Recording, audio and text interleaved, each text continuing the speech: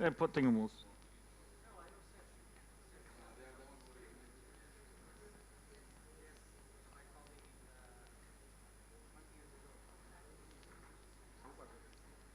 Somos quatro.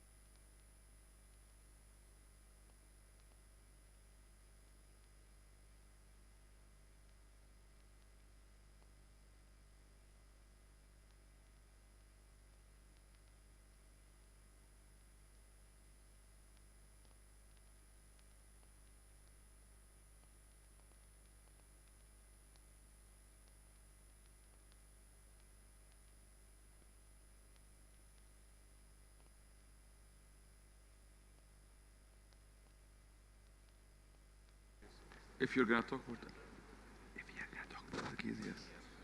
Yeah.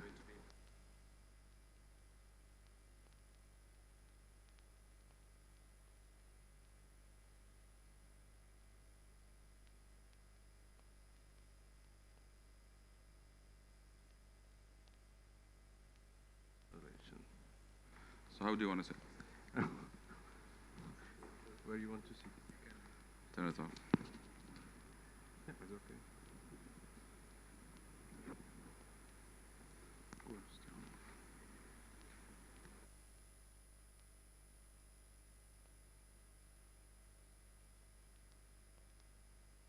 A non-Portuguese in middle. You in the middle. Yeah, all the Portuguese around you. Yeah. Acho que tá bom, não é? Combinado.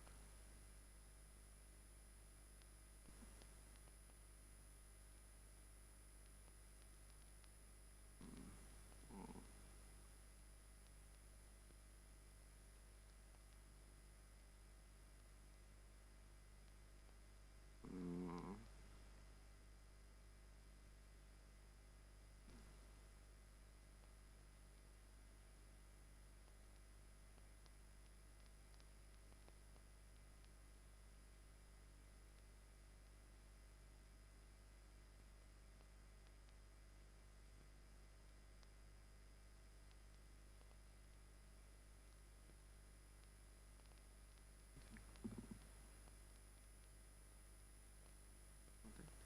Não, falta um.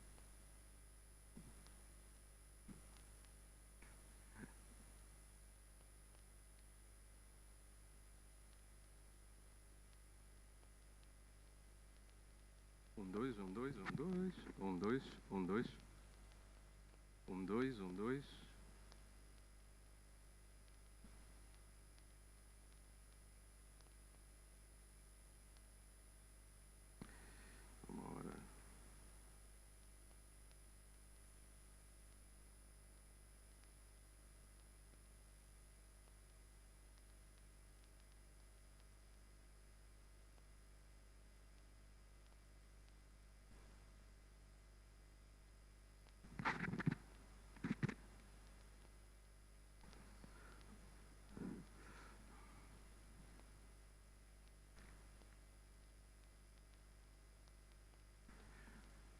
dois, um, dois.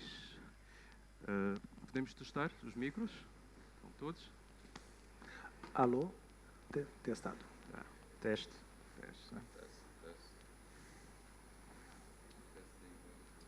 Não. It's on?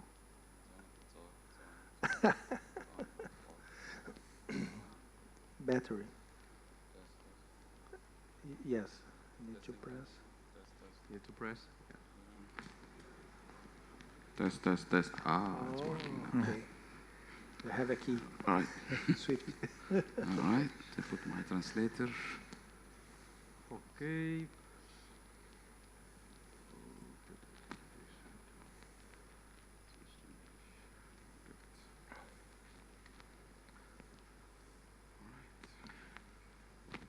Muito boa tarde. Good afternoon, ladies and gentlemen. Be all welcome on the panel overview and perspective of evolution of technology of IoT. So we are going to talk about Internet of Things. We have about an hour or less than that, and this is our first challenge. It's not technically possible in 1 hour to talk all the issues concerning this theme. But what we're going to do is we're going to try to ensure that everyone here comes out with a bit more knowledge of this topic and with less sleepy because of the lunch.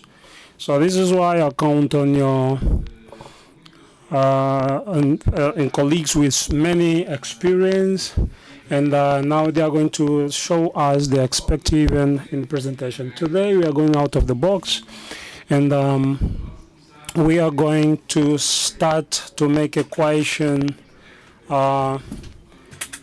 before I ask the support team to prepare a mic for the panel, and I'm going to help give the floor to my colleagues to present themselves. And the question for the public is not for engineers, but for doctors, economists, and financiers, for all the respect that I have for you all. How can we define IoT? How can we define the Internet of Things? Some curiosities. Dell exists for so long now, for so many years. It was already quoted as the largest 28 companies of USA.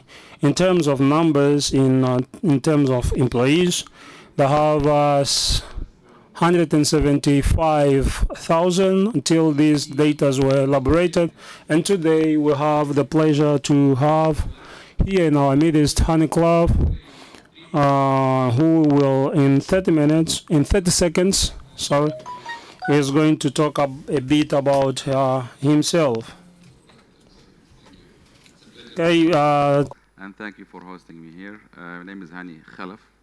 I'm the CTO for Internet of Things and Smart Cities and their technologies. I'm based in Dubai, one of the smartest cities in the world.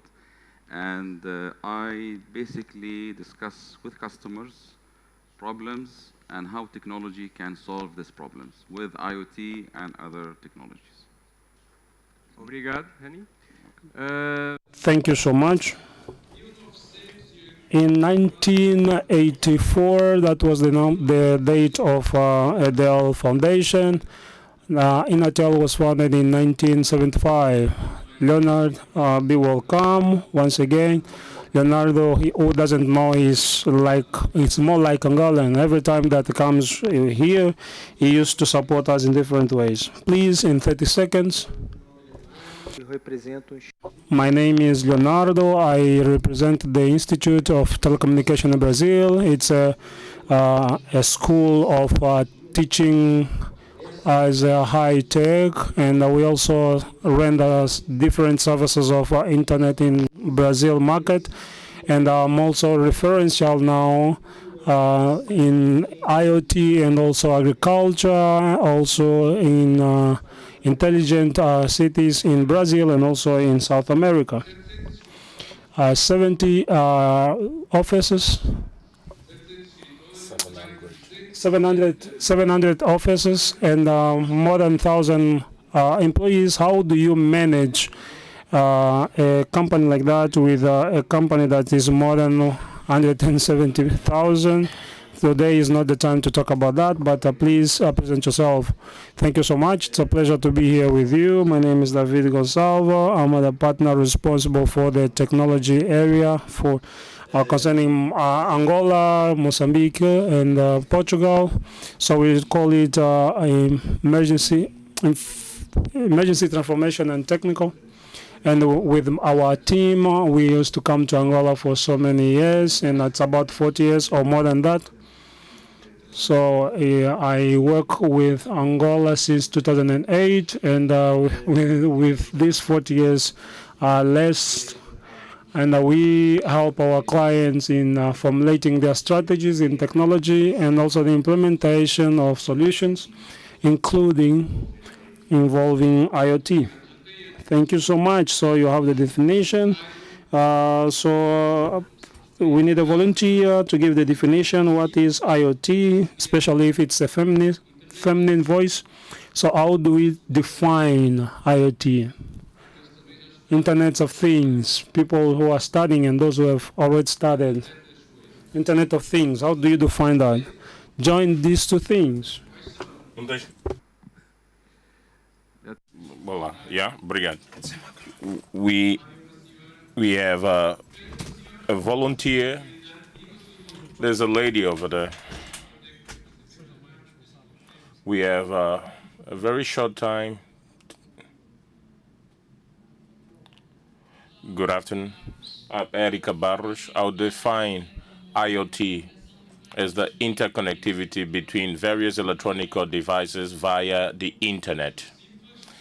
Very good. Simple definition. Leandro, as a professor, do you agree or not? A technical definition of IoT. Thank you for your bravery. I agree, in part, partially. I'm afraid I have to disagree. It's not just the interconnectivity between the electronic devices, but interconnectivity in general. For instance, our clothes, shoes. Let me give you a pair of sneakers. A pair of sneakers is not an electronic device, but we can transform that shoes or sneakers into an interconnected device. So, in various the movement the foot movement, the feet movement from a jogging, and we could extract that to send it to an electronic device so as to inform it. So it fits even in non-electronic devices. Henny, what has changed? Because if we had to look at in the 80s, many years ago, we already had telemetry. We have a number of concepts, but now IoT is more publicity. What is actually happening? To the definition, I like to apply a DNA test to any system. A DNA is device, network, application. If there is a device connected by a network sending data to an application, you have an IoT system. So do the DNA test, and you will know if there is IoT or not. What changed really is IoT has existed for 30, 40 years, but it was not called IoT. It was telemetry systems, like you said, sensors, but they were always in closed networks, on their own. For example, in a factory or in a rig in the for oil and gas, So they were closed, the devices were talking to each other and to one application that is in that place. Now things have opened up. The data is being sent on public networks. The applications are far away, and some of it is like the edge computing is in the factory. So the system now just opened up, and with the revolution of AI, now the sky is the limit, because this data now can be analyzed, not only by the application in that factory, but by so many applications. E quando nós falamos, muito obrigado. Thank you. Whenever we talk about IoT, it's important to understand that we can actually look at three different groups in the application. One thing is smart cities, smart homes, and the other thing is the industry. So, what in your now I'll give the floor to David, if you allow me. How can these two groups fit into one another? And what is the right approach on these differences? I believe that the right approach is clearly the experimentation, simplicity, and experimentation. We should start by testing daily use so as to prove a certain point. And this has been done. There is a difference between the most personal connected devices, but both the worlds are now coming together. We start having new solutions. More solutions are coming for the health sector, and we have our devices such as our cell phones, and then they can move on to insurance and clinics in order to monitor the distance of patients. I mean, there's not much difference between the both worlds. They are merging in terms of connectivity because this data will be harnessed in order to create value. But I would say that the approach is to test with some concepts for a certain purpose, and that is basically it. Thank you, David. Now, without getting to the engineering part, without getting to the deep into details, would really want what are the elements? What are the most basic necessary elements so we can have things such as clothes, shoes connected to the internet? I'll repeat that round. It starts with the connectivity. And I gave you the example. Atividade é móvel, né? And this is a mobile connectivity, but I'm going to move with my sneakers. At my home, I would want to have light bulbs, smart light bulbs. And you have to use a protocol, a communication protocol, so as to enable to the data generated from that device goes directly into the internet. That can be done directly from that device into a internet network, or you could use a middleman. Let me just give you an example. The sneakers could be connected into the mobile network, a cell phone, or 4G or 5G, whatever you may think. But at home, it can be connected to Wi-Fi, but it has not reached the internet yet. These are protocols, different protocols for the connectivity. Both Wi-Fi, home Wi-Fi, and the mobile network will send this data to the internet, and through a cloud application, we could have access to our cells and computer. And then you could have another device, another connection form that could lead. Thank you, Leonardo. Henny, would you want to add something? You don't need to agree with Leonardo. Disagreeing. I want to say because I'm disagreeing because I think the consumer IoT and the industrial IoT are two different worlds. Okay. Completely.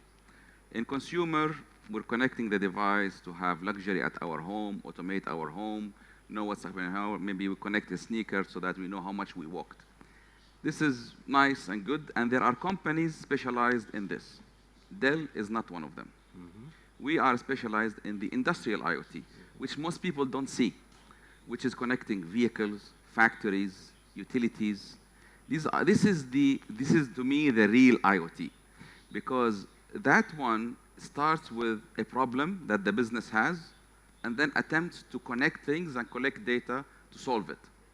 And it's much, much bigger than the consumer IoT, which is about sneakers or your fridge or your washing machine at home. And sometimes I find in the consumer IoT, things don't make sense. like connecting devices for the sake of connecting devices. But is there real business value after them? Not always. In industrial IoT, if there is no value, you don't do the project because the business has to pay money to implement it. Whereas as consumer, you can buy something, play with it, and if it doesn't work, you throw it away. So I like to make a big distinction between these two worlds. Now, like David said, in some areas like health now, the data is starting to flow between the two. So some health devices that you might wear, the data is going to a health provider to monitor you, for example, and decide how healthy you are and how much insurance they should, charge you based on your habits. Uau! Parece que temos aqui tema. It's like we have both definitions complement one another, because if on one hand, I'm not supposed to air my opinion because I'm the moderator. Levitt, would you want to comment on this issue? Like I said before, I fully agree that these are different both words that are kind of interlinked, interconnected. And it's true that the major challenge of the IoT, especially at a business level, is this. What is the business case? What is the value that I actually add to the business? What is the problem that I want to resolve? And what exactly would I want to invest? I would say that yes, both definitions complement one another. And I would say that in a more comprehensive manner, I'll complement IoT. Not only I really like the definition, DNA definition, but I do complement it with a more comprehensive ecosystem. Let's say devices, communication, and application. But we also have the whole data management, data exploration component, because the purpose of the IoT is to collect data in order to enable decision making. And then we would also add to complement that safety, a strategy and a governance on this ecosystem, and a complementary part which is extremely important, which has to do with the management of all this data or metadata management. Because from the moment I have a number of devices connecting and interconnected, I must know exactly what they are transmitting. Otherwise, they will simply be data with no value, no significance. I would say that I'll complement with this vision, with this ecosystem, more interconnected ecosystem. Excellent. Safety, it's security. Safety, it's a topic that we always discuss on IoT, and we'll talk about this. But if we had to look at the safety component, is IoT safe? And we can look at some examples. There was an accident, an aviation accident a few years ago, which was not really far from here. And it was a route, it was Luanda, Addis Abeba, and Addis Abeba in Kenya. And all the studies point out that there was something that didn't work pretty well, and it wasn't human factor. Is IoT safe? Let us do the other way around. David, I would say that nowadays, I'll be really controversial. It's possible to be safe, but nothing that is connected is always safe, in a very simple manner. To put it in simply, companies must clearly create mechanisms, put into place mechanisms, so proactively create safety within this ecosystem. And especially whenever we are talking about investments being made in the IoT, and probably will be 15% investments until 2026, and because now it's around 20-30% depending on the zone. I believe that this is clearly a concern. What is the challenge? The safety challenge is to be proactively to know these devices. The devices must have an identity, and it must be managed such as an identity of a person, and there should be an architecture, properly segregated architecture, so that this data may have safe connection and that traceable connection. But that's a challenge, just like the cybersecurity challenge in all things that are not IoT. You. So cybersecurity, the quick answer is no, it cannot be secure. Actually, cybersecurity is one of the main reasons people don't implement IoT projects, because of fear of security. Especially now that the hackers have found out that if they attack IoT systems, the rewards are big. If you attack the system of a city, utility, you can bring the electricity down in the whole city. The government will be very willing to pay, money to restore this.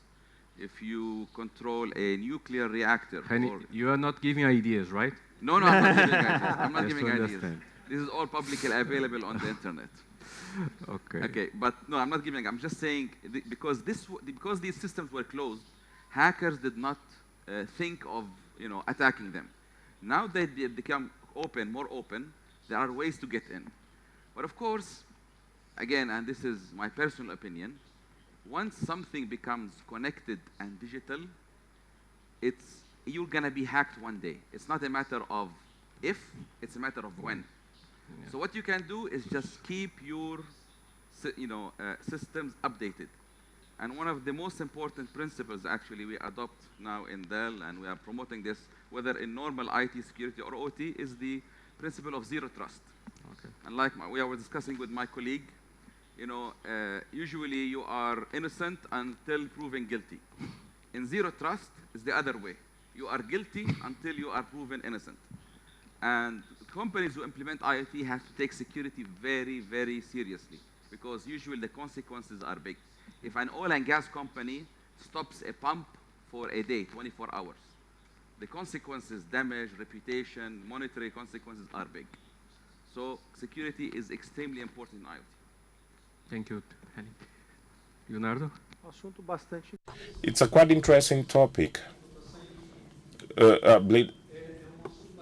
It's a quite interesting and controversial, this issue of safety, because we should always talk about safety. It's a application-based safety, the application that requires a less level of safety, and the applications that are very sensitive to safety. I would say that yes, it's safe until someone hacks your the safety measures for some reason. For instance, the cybercrime is in fashion, and it's fashionable to talk about cybersecurity. And why is that? Because you have hackers nowadays that by stealing the data from some company, those data are so valuable, just like my colleague had said, that the time can use such a huge damage to the company that it's worth paying for the ransom. And that happens. And we're talking about millions of dollars. It's not something, it's not little money. Now, for an industrial application that entails a lot of money. Now, for a utility application, that does not require a lot of safety.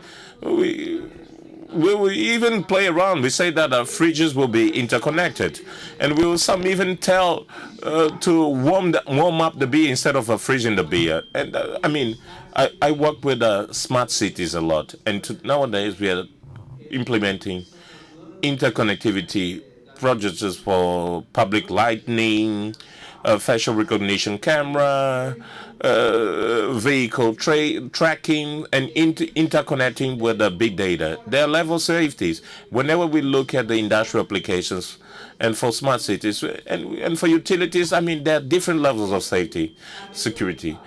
The fact is that it's safe until someone hackers it. Leonardo spoke about project and associated to the smart cities, and that is something that has been talked about a lot, and that improves the quality of life. Let us look at society, and let us look at from society's perspective. Rain say, forget about the Dell part, but from the social perspective, how can IoT help contribute for the improvement of social well-being? Can I? No, there's still publicity.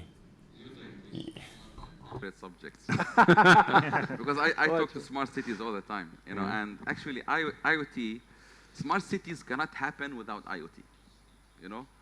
IoT enables you, for example, in a smart city, to find out where is the nearest parking that is available and go park instead of looking around. It allows you, even the surveillance system, facial recognition. Surveillance now is becoming an IoT system. It's not no longer surveillance, because the camera itself is becoming a sensor that is giving you metadata. It's telling you, 5 people passed. So this is data. 2 females, 3 females. Your customer who entered the retail store is happy. He is not happy. He stood in front of this shelf. He stood in front of this advertisement for 5 seconds and walked away. It means the advertisement is not effective. So now cameras and analytics are being used for so many things, in the city. And there's plenty. For example, where I live in Dubai, I have a smart meter at home. So I know how much I'm consuming in power. My utility knows how much I'm consuming in real time, So they can predict demand in the neighborhood in real time. My water meter also is smart. So now when I go on vacation, I just go on a company portal. I put myself in vacation mode in the utility. So now the utility, because they have access to my meter, they can monitor the water consumption in my house. If while I'm on vacation mode, the water consumption goes up, guess what? There's a leak. The system automatically sends me an SMS on my mobile. It says, your consumption has gone high. These are all things enabled by IoT. Antes ou depois da fatura? É só para Is it before the invoice? Because one of the main goals of IoT is to enhance the customer experience and create operational efficiency. So by avoiding the waste in water, you're doing the efficiency part. And by avoiding sending me a 10,000 dirham bill at the end of the month because there was a leak and nobody knew about it, they enhanced my customer experience. Obrigado. Outras experiências que David... Thank you. Other experiences David would want to share your experiences with respect to IoT. I believe that these are direct. An example of smart cities is a clear example of on how IoT can have an impact on cities. And that could involve citizens and consumers in this efficiency and make the world a better place. I mean, there are now companies who are launching applications that sort of provide scope to people who are consuming less electricity and less water, and that can be deducted from the invoice. But there are other issues that are less direct, and people, such as agriculture. I mean, agriculture is clearly an area where IoT has been having a huge impact, not only to monitor the crops, but also to make the intensive agriculture more efficient. Now you're capable of integrating the sensors under the soil through drones. You can monitor the use of pesticides, water. So this would have does not necessarily have on the daily life of people, but a direct impact, but it has an impact on the sustainability of the planet. Direct response: can IoT contribute for the improvement or betterment of lives of people? I believe that yes, it can.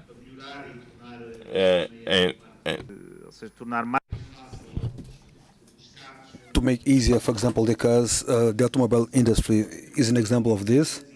That's where there's been a lot of investment at the level of IoT. and that's an experience that we live with every single day. GPS.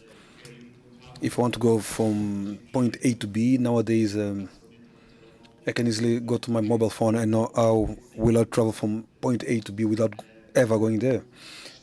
And I believe that it can improve in this sense.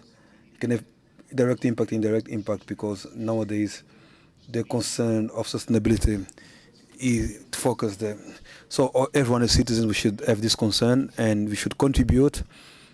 And in future, it can generate good benefits for our lives. Now going back to Mayu, IoT, not IoT. What's the relationship between artificial intelligence and IoT? Even though now is the thing of the moment, artificial intelligence and IoT. What's the relationship?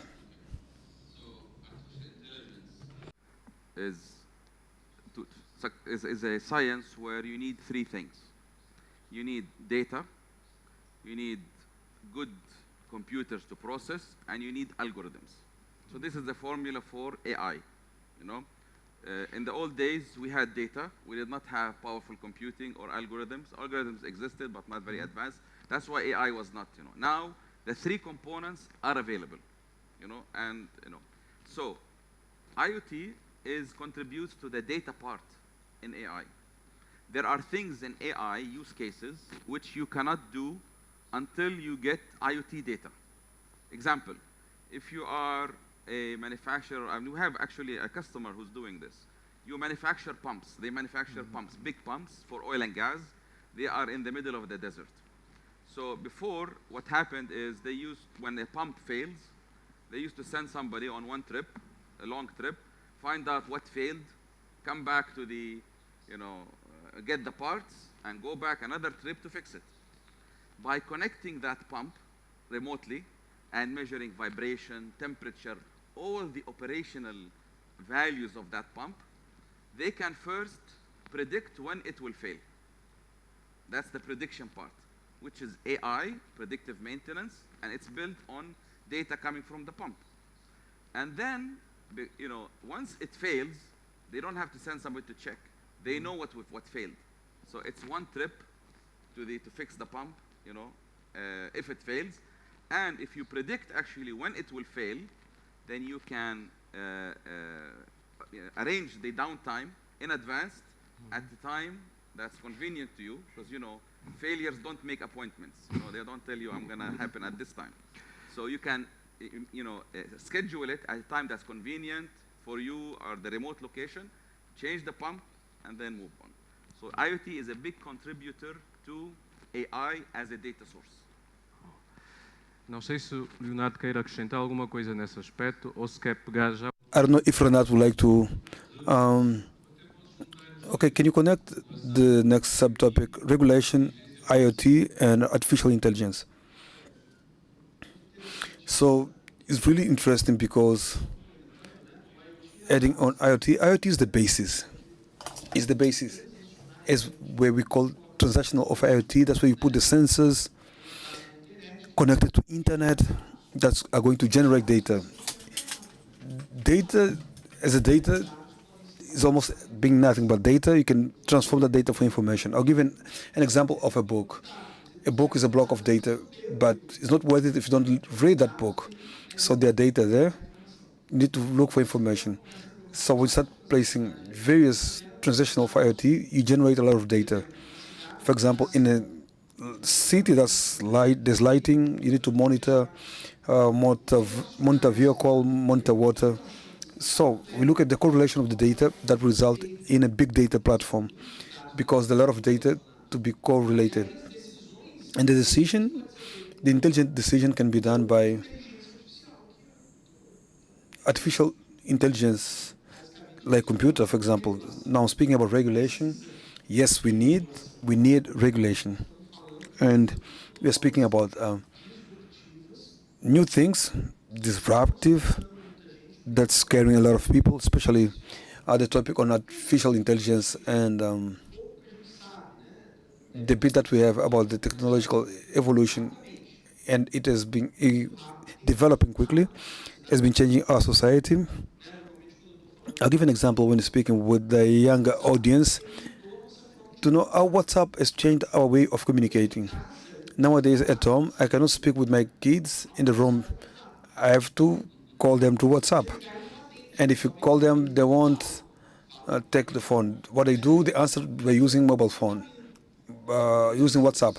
So it changed our behavior. So artificial intelligence, it will bring a huge benefit.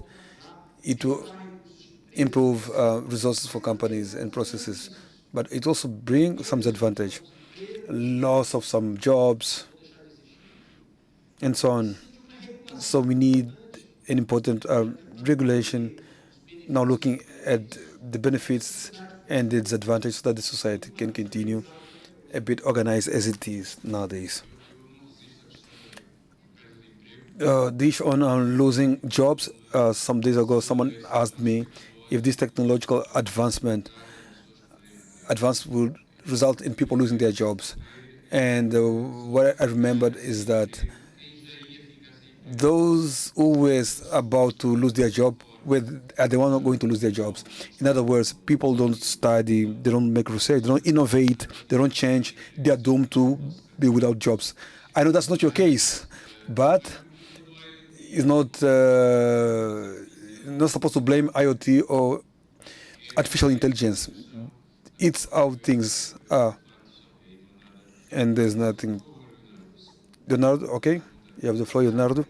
When I was a child in Brazil, is the biggest sugar producer and ethanol producer, and people used to cut the sugar cane with cutlass. So it was a huge number of people.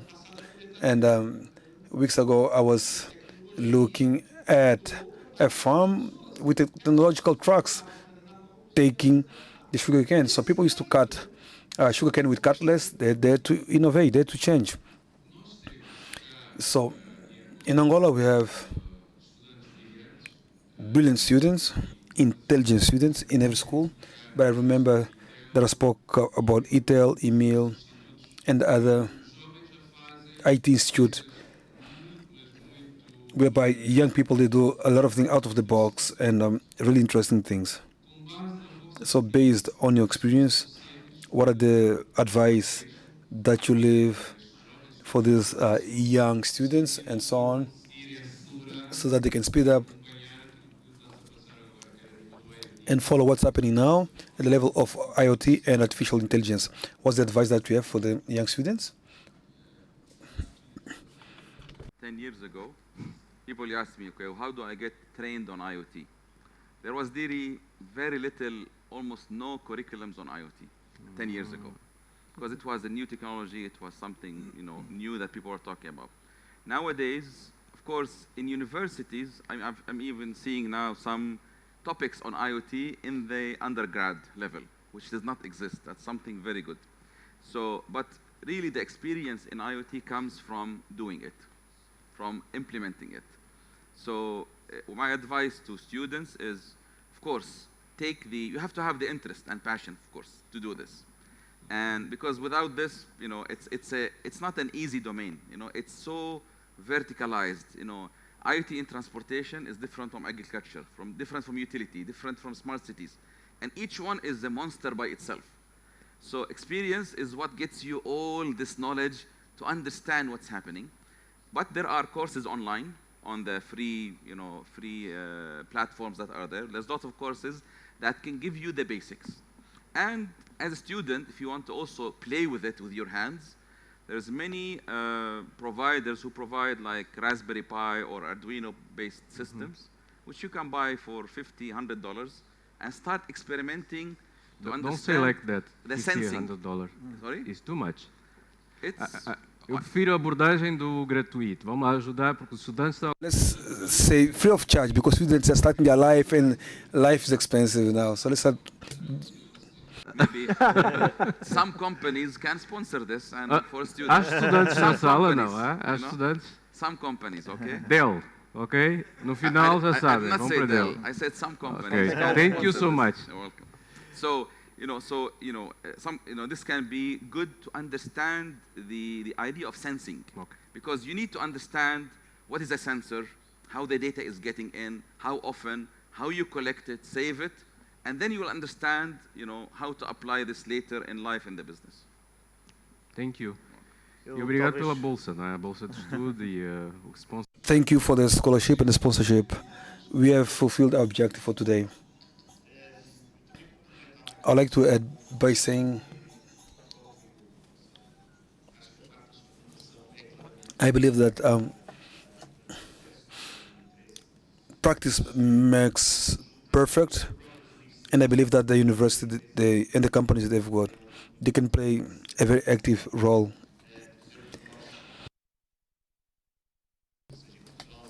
As in Portugal, or be it in Mozambique or Angola. In Portugal, we've got partnership with a technical institute precisely to work on topics such as IoT and artificial intelligence in the perspective of research, master course, and students they can interact with us so that we can help them in developing certain project for them to strengthen their knowledge and so that they can work inside the organization. So I would like to say that it's important for the students to play their role inside the universities so that the university can have this awareness and the company, because the academic component, be it for the development of technology, they play a fundamental role in the development and creation of talents for the specific areas. Inatel, along for decades, have been introducing various education projects and trained thousands of students, including Angolan students. Maybe you don't know, but we've got national and international specialists, national specialists who were trained by Inatel and work in radio electricity at the level of ministry and other companies. Leonardo, what's the advice that you have for the young man? What do you tell the young men when they go to your city? This beautiful city. As who work with technology, we should continue studying. We have been listening to this for over 4 years ago. So now things are moving quickly and quickly. There are companies such as Ericsson, Cisco.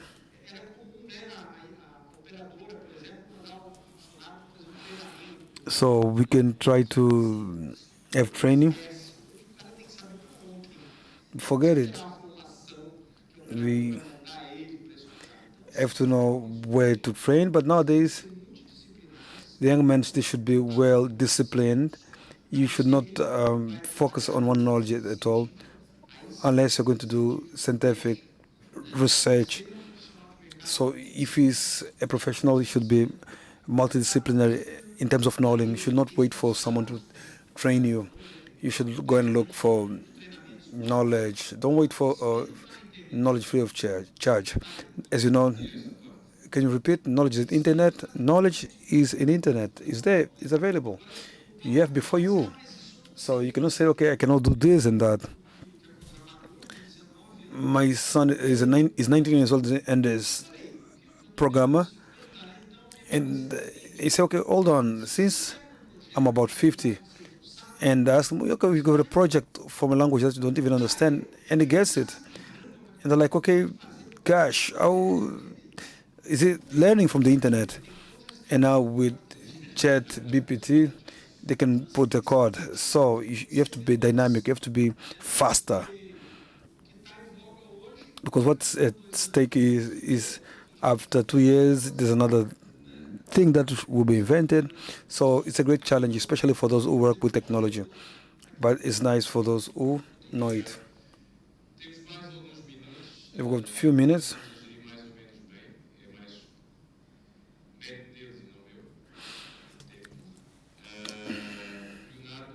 Leonardo comes from Santa Rita City, Sapucaí. Now we're going for question.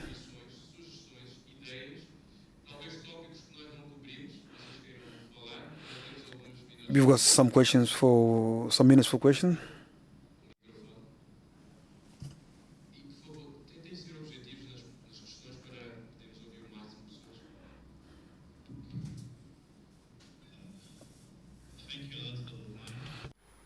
And thank you for the presentation. It was brilliant. My question goes a little bit to technical parts.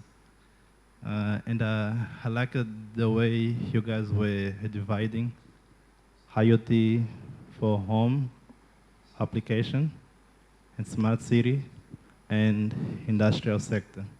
First, I'm going to start for home. So I would like to know in between Wi-Fi and ZB, which of these protocol is better for home automation or a smart home for me to use with Google Assistants and Amazon Alexa. Now, going to the industrial part, what's the difference between a Profinet and MQTT when it comes to industrial sector? Thank you. O nome, por favor. Your name, please? Desculpa, Serafim. Serafim.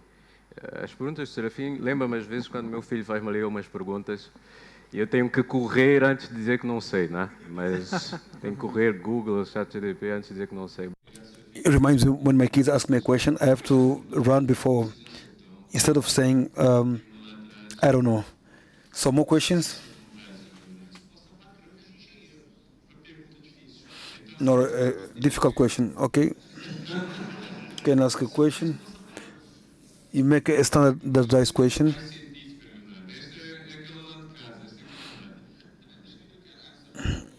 You know, so that stays fresh in our mind. Okay, I think so. Yeah. I can answer you quickly. Wi-Fi, Zigbee, XYZ, it depends. No, seriously, because there's no, I mean, until recently, there was an attempt to unify the protocol for home automation, because every vendor was doing their own. Yes, Wi-Fi, Zigbee are known for everybody and used by everybody, but you cannot really tell, because if your sensor, for a temperature sensor in your home, and you are very rich and have a mansion, you know, the 30-meter or 10-meter range of Bluetooth will not work. You know, and that's why now we are seeing some of the protocols that are in the industrial sector slowly moving into building, environments like LoRa. LoRa is a protocol that used to be in the city outside. Now people are talking about indoor LoRa because you will not like this, because it makes sense maybe in a building or a big house.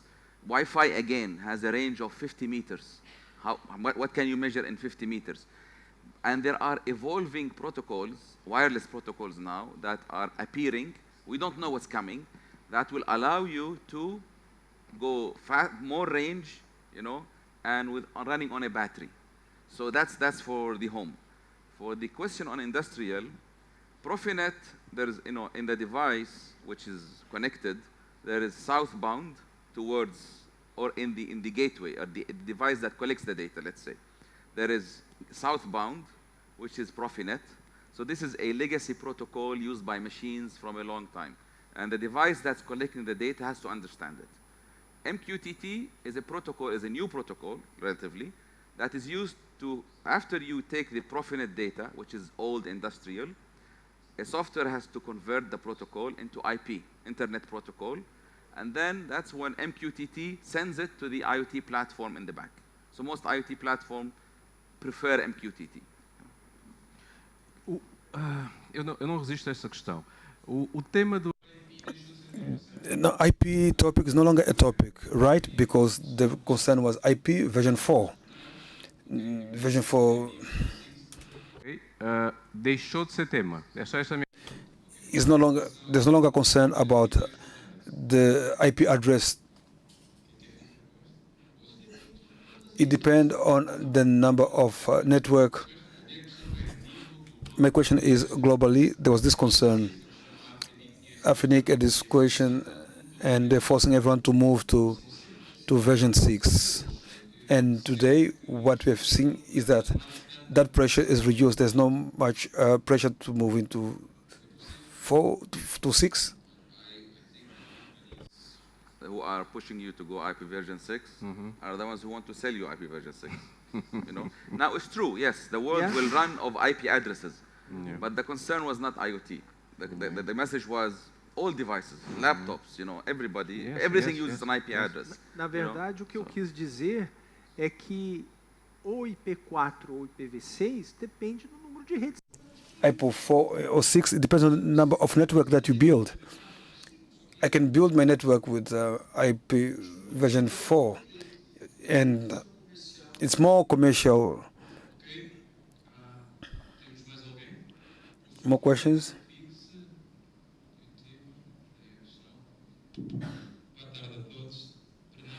Good afternoon, Bernardo Adão. I raised my hand to ask a question. Before I ask, I would like to say that Internet of Things, when it was thought, it made us run for it to be created and try to create IPv6. But it looks like now we are wasting time today with IP version 4. We can solve everything. I just want to give this contribute. It also spoken about artificial intelligence that's putting at risk various jobs. But they say whoever continues studying, you won't be behind. Are you referring to those who are working in the area of information technology or other areas? We should not forget that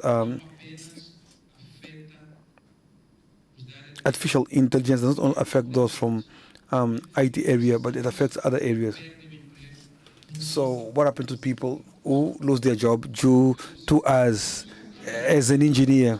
Said, I don't feel that I should be blamed. Engineer Bernardo is a university. Be careful with the answer because he's a university professor. Yes, professor, it depends. I'm an engineer, and maybe I don't look like it, but I am 50 years old. Again? I'm 50 years Because old. there is some ladies over 50, and I'm studying artificial intelligence. I'm doing a master's in artificial intelligence. Why? Because if you don't study AI today, you're going to be obsolete, whether you work in, technology or non-technology. I have a daughter, she's 16 years old. She's saying, Dad, what should I study? Before I was telling her, study content management and stuff. 6 months ago, when ChatGPT came out, and DALE and Mid-Journey, creating content is a matter of just sending a command. So this whole industry now is affected. Yes. So we need to think of what will be relative now in 5 years and 10 years. It's AI. Yes. So no matter what your field is, you need to understand AI. Whether you are a doctor, whether you do anything, you have to understand AI. Because whether you like it or not, AI is coming to your domain and it's going to take some jobs. But I don't think of them as losing jobs. If you know what you're doing and you know that your job will be affected, reskill yourself and learn new skills and elevate yourself to another thing. So even if AI comes in, you're not affected. Eu diria que, claramente, I would say clearly that this part of understanding technology is fundamental, and it will be relatively good in future. So what we've been verifying is that the work change. We don't lose work. So giving an example, automation.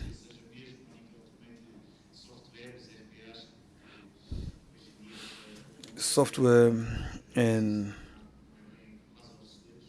was not becoming almost obsolete, but there was also this danger of knowing what a person from the financial area we do when you can have a robot doing everything. So I believe that what exists, there's a change of the work that people do, and as nowadays with the growth of software, with artificial intelligence will happen the same thing. So it's going to be a working tool to speed up with other type of work. And I believe that due to the speed that's growing, it's scaring people. So that's what happened in the past when you look at the internet, and there was a great evolution of development. And so I believe that are cycles. So there's no more hand raised. So be quick because we are really out of time. Good afternoon, I'm Mauro. With regard to the security for IoT, people they are skeptic with this problem of exposing their data at the internet. So what are the company doing so that people can adhere to IoT? Do you understand the questions? Joining IoT in what sense? People they're like they're reluctant to expose their system, the information in the internet. So what do the company who is in charge of this project to make people to join? Eu acho que há aqui dois. I believe there are two topics. The first one was all this regulation that is to do with data privacy and regulations. So start imposing limitations to technologies and according to their concern. So I believe that the first measure was all this regulation to data privacy to make the organization to create mechanisms in order to manage in a responsible manner the data of people or people's data. And it's a very important component in the point of view of organization. That is, nowadays, if I have a problem and I expose the data of my clients in the internet, that's a reputational risk that can take me down and have financial impact in my company. And there's no other way of saying that.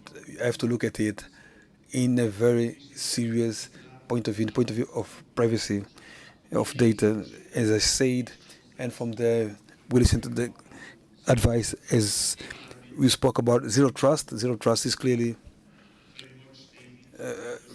a framework that has been helping to make all this process more robust, more secure. So this was this perception from people. So everything that is connected can easily be hacked. So the most important thing is for people to know that this risk is controlled.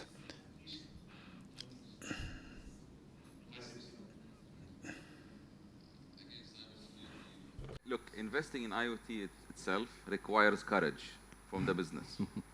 It's not an easy decision, because you have to have the business case, you have to prove it, theoretically that it's working, and then you have to invest money, and you have to be ready for success and failure. And usually in IoT there is failure, failure, failure, and then success. It rarely works from day one. And security is this aspect for it. You have to accept there is a risk, but there's also a big reward. If you save $200,000 a year, by running this IoT system, but and you have to assess that as a risk. You might be losing this kind of money if it gets hacked. You put the right measures to prevent this. But in the end, it's like normal cybersecurity. It's always the cat and the mouse. They're running after each other. Bom, estamos mesmo a terminar. Não vamos correr o risco. We are finishing before they kick us off the stage. I would like to invite you in 1 minute to give your final thoughts. Something that was not asked. Just a minute. I'll start with Dr. Leonardo. You have the floor. Technology is something beautiful. It brings us a lot of commodity, comfort, improves a lot of process, but it also brings challenges.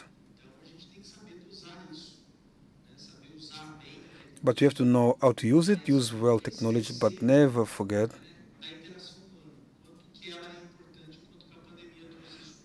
And the important thing is we saw during the pandemic in Brazil.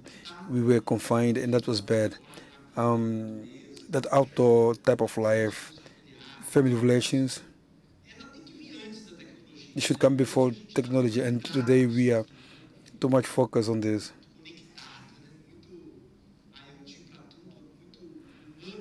IoT for everything, in, human internet for everything. So we should think more about life and take advantage of what technology has to offer. Thank you. Data is beautiful. Because really the goal in the end of an IoT system is to collect data.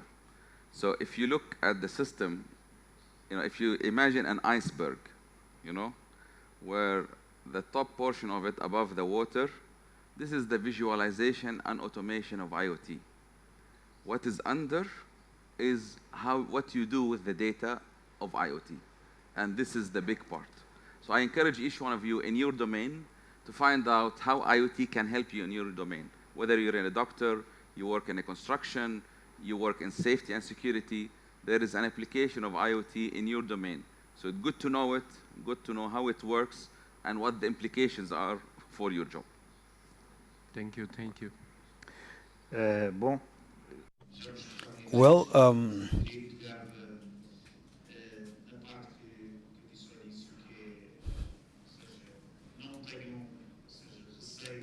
don't be afraid of the technology. By yes, study and test. And as we said, the implementation of this type of solution is extremely important. And this is a result that can be weakness or success. And to conclude,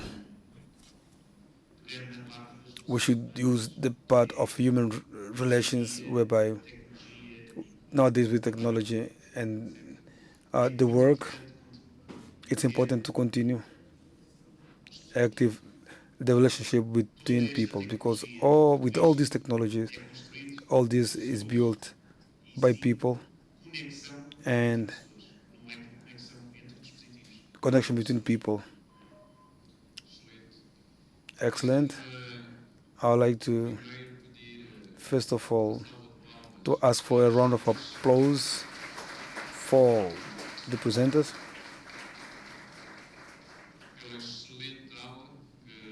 for the excellent lesson that you gave to us. I'd like to thank everyone's presence, Angotic organizers, for allowing us to be up to the penultimate day. And Dr. Lionel, I'd like to ask a picture. I need to leave because I have to go for another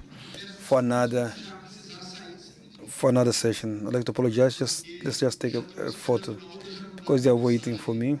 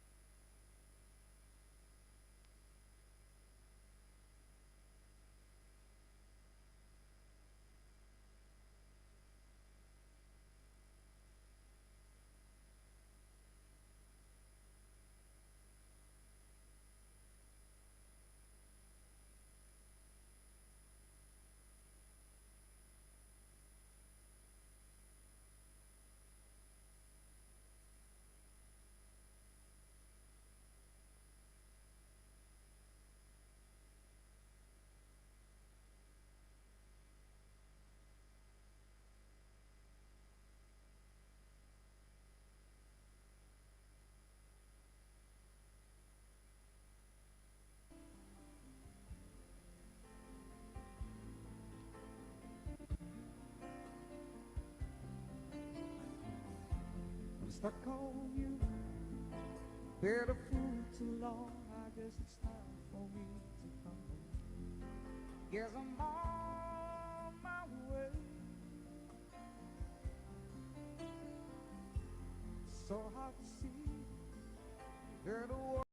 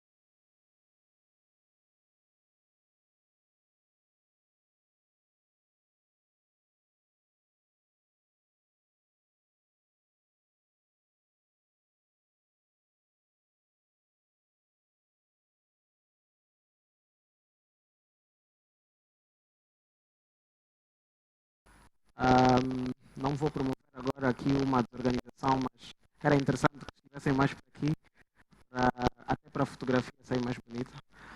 Mas estão à vontade. No entanto, pronto, para ter mais proximidade, o microfone não precisa chegar até lá no fundo, é sempre bom.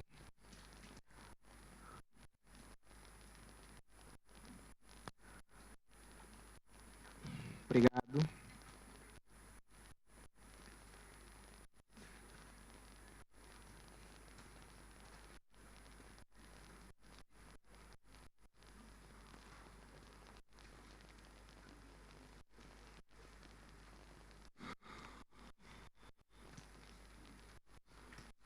Tá, muito obrigado. Bem, o meu nome é Cláudio Chiala, eu sou diretor de inovação e tecnologias de informação do Equanza e hoje estou aqui convosco para o tema que é a estratégia para a promoção de ecossistemas de startups em Angola. E ao meu lado eu tenho pessoas que têm alguma experiência comprovada naquilo que é todo o historial do que se fala hoje em dia de startups em Angola e de pequenas e médias empresas, tanto na primeira pessoa como facilitando e ajudando o desenvolvimento de outras. E não sei se são realmente todos doutores, como está aqui escrito, porque eu não. Temos aqui, se for pelo que está escrito, temos o Dr. Braulio Augusto, que é administrador do INAPEM, muito prazer. Temos também o Dr. João Guilherme Muxinda, muito prazer, e Dr. Pedro Beirão, aqui também. Pedro Beirão é CEO da API Saúde, João Guilherme Muxinda, presidente da Associação Angolana de Inventores e Inovadores, e Braulio Augusto é administrador do INAPEM, como já referi. Então, para começar, e antes de passar para a introdução, o ecossistema de startups em Angola é um tema que tem sido muito e cada vez mais divulgado e temos tido cada vez mais atores neste segmento e naturalmente surge uma necessidade de decidir como é que se vai caminhar, como é que as startups posicionam-se perante aquilo que é as atuais leis e regulamentações do país, como é que as leis do país enquadram-se à nova vaga de negócios e as novas tendências e então é importante que cada vez mais se discuta, porque há depois outras questões de como interagirmos não só entre nós, mas enquanto ecossistema com outras culturas, com outros segmentos e principalmente outros mercados. Então nós temos aqui os nossos convidados que de certeza eu confio que foi um elenco muito bem escolhido para tal e peço na verdade que cada um deles, na ordem em que decidirem, nos contem um bocado daquilo que é a sua jornada e seu papel no ecossistema de startups em Angola. Podemos começar daqui? Posso começar? Boa tarde a todos. Não sei se me conseguem ver bem. Pedro Beirão, portanto, diretor-geral da API Saúde. A API Saúde é uma plataforma de health, dizemos, de saúde. Nós disponibilizamos informação e estoque das farmácias online e possibilitamos que as pessoas façam essa compra digital e que recebam em casa, portanto, transformar o processo de transformação digital do setor da saúde. O nosso trajeto, portanto, começou em 2016, em que começamos, o ponto 1 era digital, o que é que existe online, não existia muita coisa, então tivemos que recolher informação das unidades de saúde, das farmácias a nível nacional, e depois fomos juntando as peças, ou seja, e as pessoas têm as farmácias agora online, como é que juntamos com o stock, como é que disponibilizamos essa informação e como é que fazemos o serviço. Okay. Pronto, e nós fomos crescendo, olhando aqui um bocado para o ecossistema, eu não sei bem o momento, se podemos falar do nascimento de um ecossistema de de startups, mas nós fomos trilhando este caminho enquanto PMEs. É em Angola, okay? Portanto, um bocado cortados do resto do continente e no nosso contexto. Depois eu acho que há aqui várias coisas que podemos explorar, mas basicamente o nosso trabalho é um trabalho de digitalização do setor da saúde em Angola. Pronto, resumindo. Muito bom, obrigado. Já temos também na sala a Fátima Almeida, que é a CEO da Bike e que vai também falar-nos um bocado daquilo que é a sua jornada no papel do ecossistema de startups em Angola, já daqui a bocadinho. Vamos ouvir o Sr. Joel Muxinda, que é o presidente da Associação Angolana de Inventores e Inovadores. Muito boa tarde e muito obrigado pela oportunidade. Dizer que a Associação Angolana dos Inventores e Inovadores, portanto, está legalizada desde 2013. Na verdade, é sequência da associação que foi fundada aqui em Luanda, na altura em que Angola não era ainda independente. Portanto, nós tivemos que fazer uma série de atualizações. A associação trabalha com inventores, trabalha com inovadores, por isso é que ela faz parte como player deste mercado do ecossistema da startup.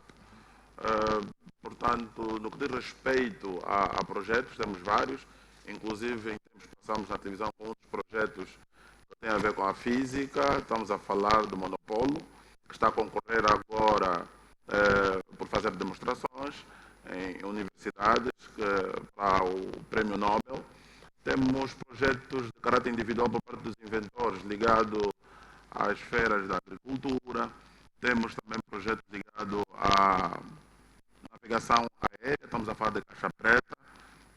Portanto, só para resumir rapidamente aqui, de caixa preta, normalmente quando despenha um avião, há muita dificuldade de localizar e obter as informações.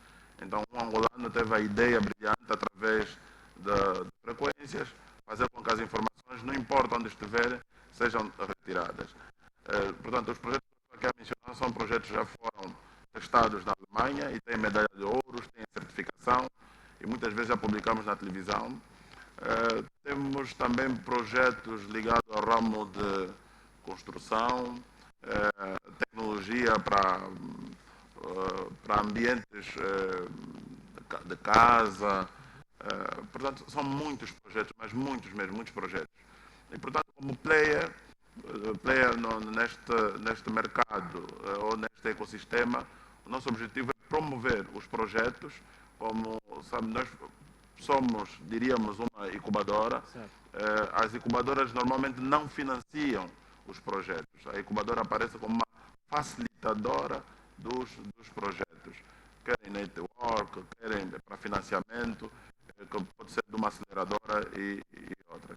Em suma, é mais ou menos o que a associação desenvolve. Muito bom. Obrigado. Obrigado. Boa tarde a todos, uma vez mais. Portanto, nós, INAPEM, Instituto Nacional de Apoio às Micro, Pequenas e Médias Empresas, portanto, já existimos há coisa de 3 décadas, né? Portanto, há quase 30 anos.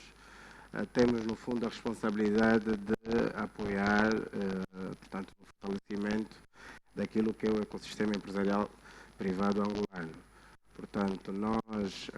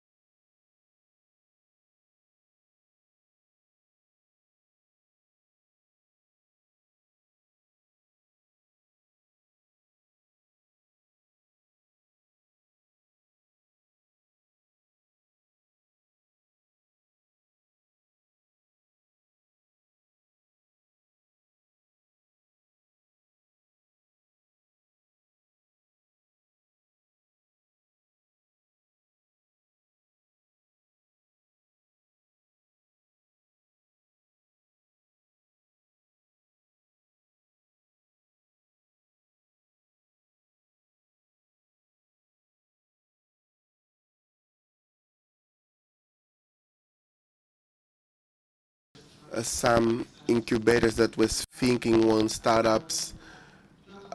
For sometimes the startup was always seen by many as in a activity, as a recreational activity of young, after being seen as a profession per se or a formal company.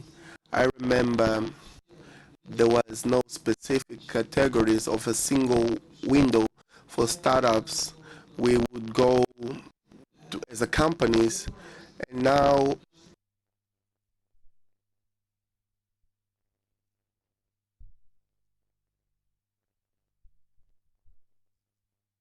my question to you and to anyone can answer is, what is the importance of us consolidating in an ecosystem of startups for the Angolan economy?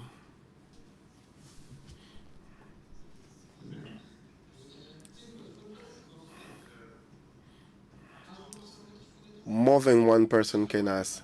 It's important that we regulate, but I would say it would be not enough. But we are speaking on startup. We would have to know what is a startup. It's not a company. A startup might be an idea where people gather, develop a project. It's not really to register your idea as a company. Um, the ecosystem to say regulate as such would be difficult because we are speaking about a lot of ideas. There are many ideas. What we could try to do is stabilize the ecosystem. How to do that? We see oftentimes, like in the case of Brazil, programs with the sharks. The problem of the ecosystem would be people have ideas, initiatives, but they don't have finance. And another problem would be people that want to make investments but don't have ideas to be invested. I noticed that one of the things within the association, as president, I had to say, I wouldn't say found, but a type of found, and with a capital of $100,000 to begin, you could attend to small projects. And the truth, one of the problems that we need to look, the issue that I always have, the problem at the truth, one of the biggest problem is not the money. It's not the money. What happens? People under this opinion that everything has to do with the money. You get 10 million kwanzas, and after a few months, that money is gone. The problems that we have is knowledge. That is the first item. We have a lot of things in our ecosystem that is we need to make to prevent red tapes. I wouldn't like to take the word for too long. I would give my floor to my colleagues. I I think it's time we separate startups. There are those that are in the development growth. They cannot be considered as startups. I think we started before. We started at the end of 2015. This movement, Claudio Beirão with Absa Health and other people for many years. Over the last 6 years, nobody wanted to know. We didn't give that a lot of importance. I remember I speak for my team. we have a lot of problems. People did not believe. Saying that, what is this? One of the people working with me was working for the banking center, and they left the banking center so as to work full time for Banki. And then I got a call. Then that was his choice. There were many taboos. And 6 years later, and there was this government dynamic for startups that was perfect. And we were heard, luckily, and the government heard us. But we cannot start now because there's already a background. We cannot erase that history. We should think of who was able to build this history, and then look at the growth, because a person that has an idea then has 2 million kwanzas fundraising cannot be at the same level as us. It doesn't make sense. A person that has just joined a hub because they are more dynamic, I cannot be classified because there are many European funds and even the African Development Bank. They do not directly work with startups, but they work with hubs. 13 years ago, that was not possible. INAPEM is working with startups, but not with this dynamic that they are working now. We need to separate things and recognize those that are upfront, their history, not just Banki, Bashaki, all of us, because even those that are not actively involved, they should leave something behind. Look at who's in the group and then provide them with a new status and provide them with different kind of help and different type of narrative. Because if the narrative is the same for everyone, it will not work, because there are certain people who do not need some narrative. They really know opportunities. And a company that would want a know-how, and I know how to get the know-how. I can actually get two good employees from the banking, or even if internationally, if I have the capital, because I'm currently engaged in expansion phase. I did fundraising already. We have a certain level of know-how. So mission, the vision is to look at the team we were able to put together, those who were with us for quite some time. So I need some people who are working with us to earn good money. And I start looking at the human capital of startups. We grew, but the people say that we grew, but salaries are not supposed to grow a lot. And they will already face problems. So I cannot be part of a panel talking as if it was the first time. I should be discussing about other topics. I should look at my team and be able to say, we need to grow financially. And my team needs to work with me until it gets into the stock exchange. And so that they won't leave their jobs in order to join a bank. They must look at their families. But I must have a roof. I must have a ceiling in which to pay the salaries. Narrative is good, but we should look at the Angolan market as if it were immature. It already has an history. So should look at those who are advanced, to look for other types of investments, a type of help, to sit down with the African Development Bank and to see that they have various boost program and IFC. And IFC does not have a program to invest at my level, since whilst in Nigeria or Kenya, there already these programs. Why? Because we are starting now. And the narrative of beginner startups, it's not does not work. Even the government should realize who are the people who have made the history in this country. Industrialization in America started with people, and they were not erased. There was an evolution. So if we had to look at what was said, whenever we talk about regulating or even formalizing. People believe in the need of, others say, scale by entity, but it was said here by Joel that startup was just in ideal, just where the idea is just there, and then we should have a mechanism, a protection mechanism for intellectual property for these ideas. I'll talk to 2 or 3 banks. Will my idea stay there? Will it be implemented by someone else? And while there's no mechanism to protect me, is there any way we can protect our patents, our brands? Is there any type of tech exemption? Or should there be a tech exemption since while I'm just in testing stage? Because as soon as I go to the one-stop shop, my time is spent. I'm already spending money, and there might be no product for a year. A definition.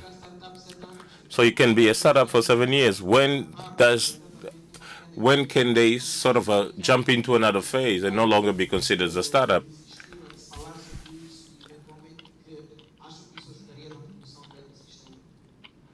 So do you think that would help in the ecosystem, in promoting the ecosystem? Yes, we fully agree. We fully agree on that. There's a need to. There's a need to create a more favorable environment so that the startups and the different actors in the ecosystem can actually navigate on. INAPEM has been fully engaged, fully committed into this aspect. The issue of establishing a legal basis is underway.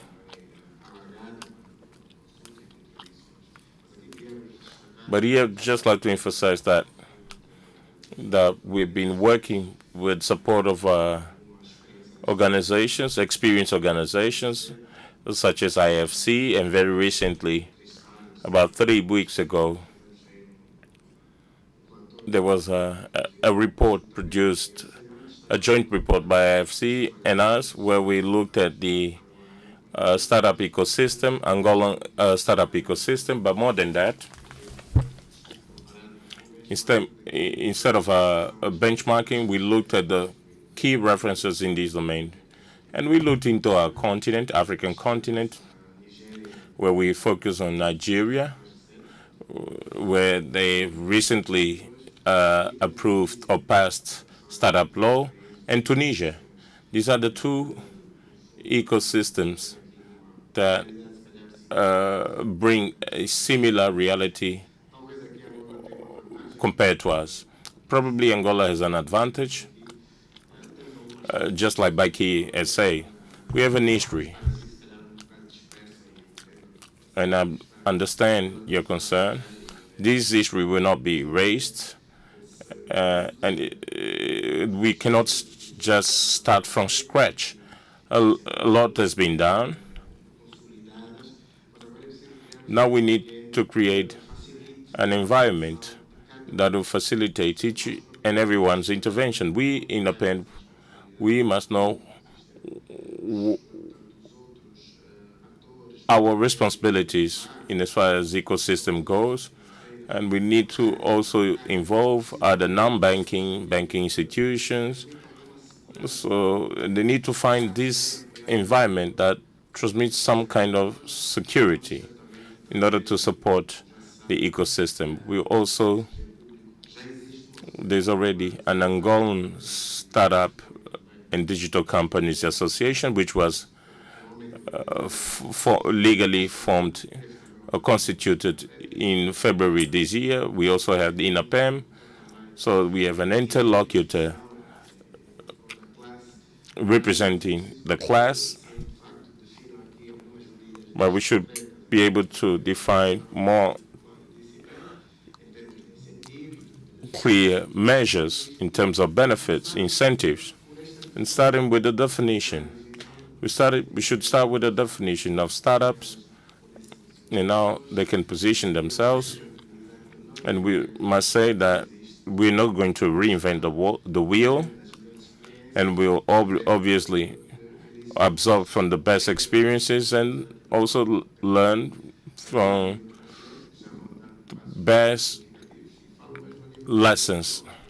And also talking about the PALOPS, or Portuguese-Speaking Countries Association, such as Cape Verde.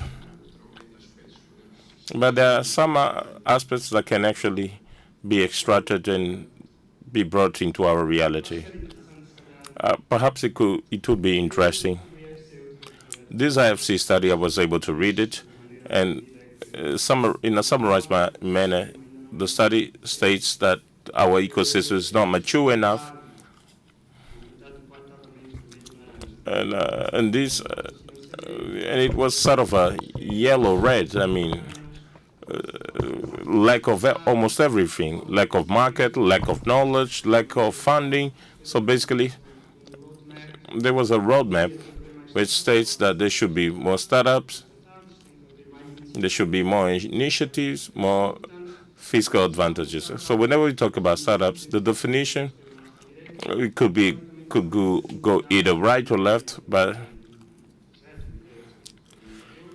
as long as you have an innovating ideas and then trying to strike a business model, and as soon as you find a business model, they start scaling up, and then you're supposed to grow.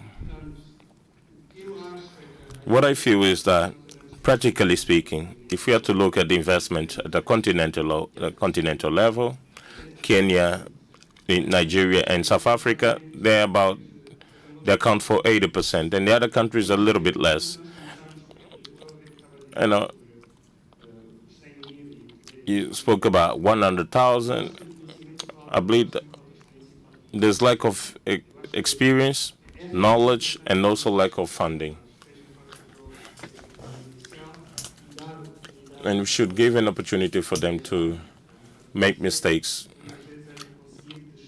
So, but in order to test, you should have access to funding and also knowledge, but also funding. Many of these funders can work for a bank or for an oil company, and they do spend a year in an oil company, then they're going to work on their project. Will I be able to feed my startup? So the issue of financing is crucial in order to talk in a more concrete manner. I talk about financing. When I talk about finance, I talk about tax benefits, access to projects. It may not be necessarily direct projects or specific.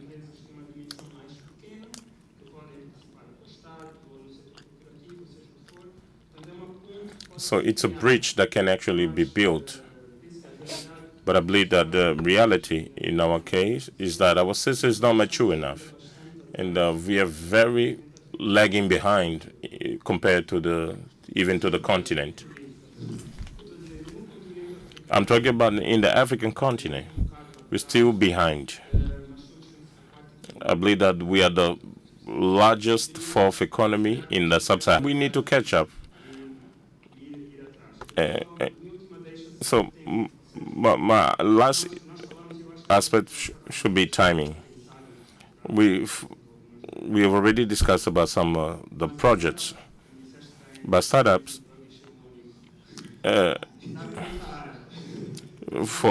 before the one-stop shop, it's counting.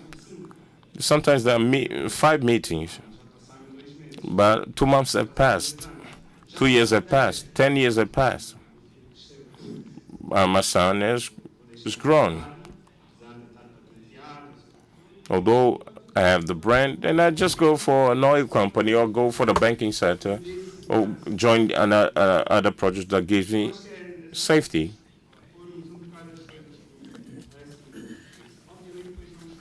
Obviously, there will be entities that will be able to let me provoke you. We always been talking about it must be done, it must be done, should be done, we should be doing. So my question is, whom are we going to ask? Who are we going to hold accountable? Who are we going to try to understand? Because startups, they act in different sectors. We have fintechs, we have agriculture, health, startups. So BNA should be able to create notice, just like ISPA was created.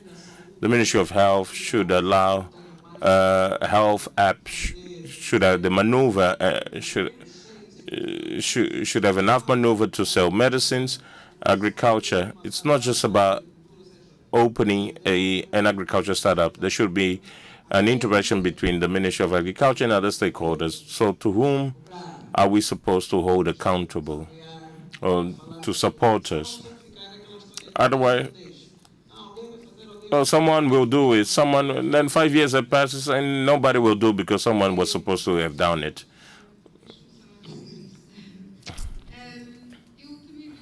I also looked at this, read the report, and I got disappointed because it's the who.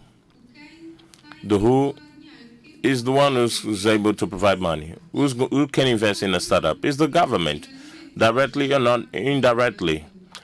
The private also, the investors. They should also look at us. And if they want to make investments in this phase, I believe that there are startups that are ready to understand, to receive these investments. But knowing the culture, knowing Angola, who can invest? The government through INAPEM. Whenever they sit down with IFC, they must look at the issues.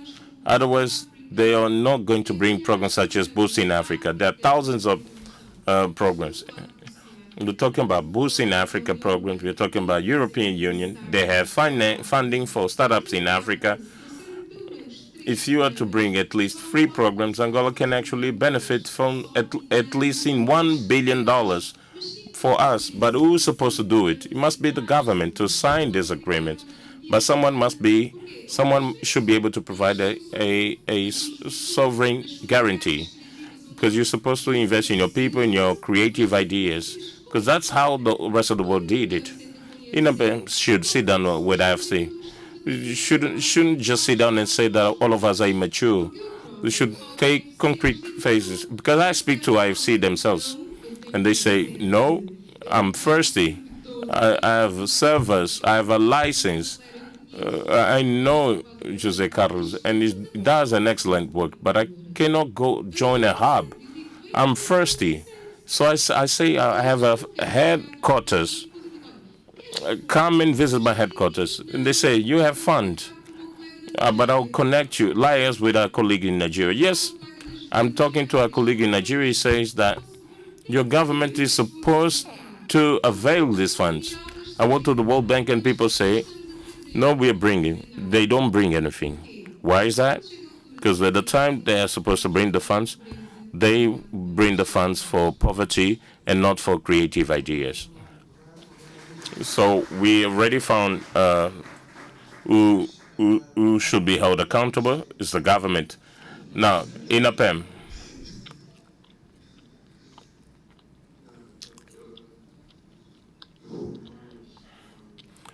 We're taking note. We took good note of what was said. I wanted to speak before because I know everything would be left for us. It's good that I'm not here by myself. I've got colleagues here who took note, but I won't identify them. But to say that we agree with what was said, even though we say that during my intervention, as INAPEM, we understand that we should play another role at the level of the ecosystem. The reason why we are trying to recover, not the time lost, but the period that we're also getting some experience as institution. So we need to consolidate one area, especially the MPMEs. We need to have them well trained for the reinforcement of our economy. But nowadays, for whoever has been following, we are clearly concerned and really interested in benefiting from your expectation and know how we can deal with. And it's important also to recognize that our own intervention capacity is progressive. So as INAPEM, we are also swimming in a sea that it was not to us, and we know that with support of other partners in Angola, we are not isolated. We are not only entity with direct responsibility to boost entrepreneurship, but yes, we will do everything to change because we are concerned in creating as soon as possible an environment that facilitates the intervention of everyone. Because if we also don't know what each one should do or what everyone is doing, even before the government will be using initiatives. So that's not our interest. It's in the context of fewer resources or of making it more challenging, we should find the best strategies in order to get support. It's important for us to know that the international organizations, they should work with us in order to end and support. For them to do it, they look at certain factors. They need to look at the business environment in the surrounding. Reason why the necessary reforms in the business environment is extremely important. We cannot run away from that. And we believe that by creating this legal basis, it to result in a national agenda. I believe that's what we need, and to know what the system wants to build, what's the vision in short, medium, and long term, putting back what used to exist during Baike when we created App Health. So that sense of community that used to exist that we are losing nowadays due to the fruit of the pressure, or according to time, we end up acting in individual form. Each one thinks they can do this and do that, but we should reinforce the effort that is being done. But we should become more united, maybe in group, as a country, as a nation. You can achieve solid results. Just to inform my comrades here, who you can consider as INAPEM without putting aside others, and we won't wait for you to ask for that again. We are here concerned in correcting certain situations. I'd like to ask for a round of applause because there was no institution that assumed the responsibility. Yes, I agree with my colleague. Yes, truly speaking, when we're speaking about knowledge, one of the big difficulty, whoever the role is, in this case we spoke about the government and INAPEM, we should know how to get this fund.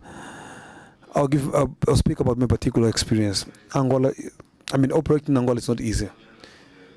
Let's not hide. Living in Angola is not easy. It's difficult, but to overcome the barrier, it depends from us. It depends on me to overcome the barrier. So now if I have to just think about the difficulties, I end up not winning. So as an association, we signed a contract with some companies such as Avinterra and some university, with the British University, and we all part with partnership of European Special Station as well as with NASA, and NASA gave us a link with over 1,000 projects. That's online link. There you can have various ideas for a project. And after the money thing came, they've got huge funds for Africa, but that's channeled for some countries. When we spoke about Angola through our representative in UK, and they asked, okay, Angola, okay, yes, we can also have fun. I said, okay, it does not work like this, you know. It should be well channeled. We have the right procedures. So with a bit of influence from our side, we did a test and they made available through Enviter $500,000 for investment for conducting study for the climate, soil, agriculture, and I joined the project. What they needed, $500,000. They only needed a signature from the Minister of Agriculture, and that signature authorized from the Minister of Agriculture. It came out, and in the last minutes there was a problem. So during that problem of sending the documentation and not, we end up losing. So you just need a signature from the Minister of Agriculture, and we lost $500,000. I speak openly because it's true, because I used to go to the ministry up and down due to the bureaucratic process. We end up not getting that fund. There's money abroad, and it's possible. Another example about money, you speak about the level of difficulties. When you go after money, you also face a lot of problem. This thing of having a lot of vision, it's a bit complicated. At a different level, as a businessman, I also had the opportunity of building a project. And I said, okay, if I can get this money, why not get another fund? And I signed a contract with a British company, that's Fraxa Martinol, to represent me in a consultation work and to see if I could bring 3 billion. It's okay, 3 billion need a guarantee from the state. And not everything is like this, because it depends a lot where you're going to invest. In that case, I'm supposed to bring here neft base. Neft in Russia, Russia is oil. We signed a contract with the company. I paid what I had to buy, and that involved more money. But to say that it's possible for us to get that money, we went to Senegal, we did what we had to do, but unfortunately, the obstacles are always the same. I did not ask anything because everything was already done there. Because if you try to do it here, you won't do. So this money, even though the government they play their role, I believe that if you have to join, everyone has got a lot of ideas. If you become 50 people with a lot of ideas, we advise you to have office abroad through consultation work and interact through the embassy with a bit of money. Look for people who want to invest in Angola. They want to invest here because a lot of the funds that exist are non-refundable. So it doesn't make sense for us to be the way we are. Abroad, there's money. NASA is money for Angola. ESA is dinheiro for Angola. But the other funds, there's a carbon fund and so on. So we need to create and join synergies to see what this money is and bring here for our brothers so that we can implement. I know how you from INAPEN and INIPEM, IPX, and the Ministry of Planning, you're the Minister of Planning, but I believe that there will be a unit inside for startup. What you should do is easy and simple. Can I ask a question? How many funds do you know that exist to support the startups in early stage and growth stage? How many do you know? Few or none. So this is the big problem. So how can you defend me when you don't know how to defend yourself? Reason why we should work together. Do you know my number? Do you have my contact number? Do you have your contact number? I'm not from Independent. I'm still the moderator. I'm the one who's going to ask the questions. So I'd like to say that INAPEM is a public institution, and we consider that our office is open. We're invited for lecture and conference, but we're not invited for important things, such as what? Such as IFC study. You could have visitors to know where we are, what we do, to know the needs from app health and Baiki, not only seeing the new ideas, but showing companies. We've got companies with how many how many people do you pay salary for? So we are speaking about a set of startups. So.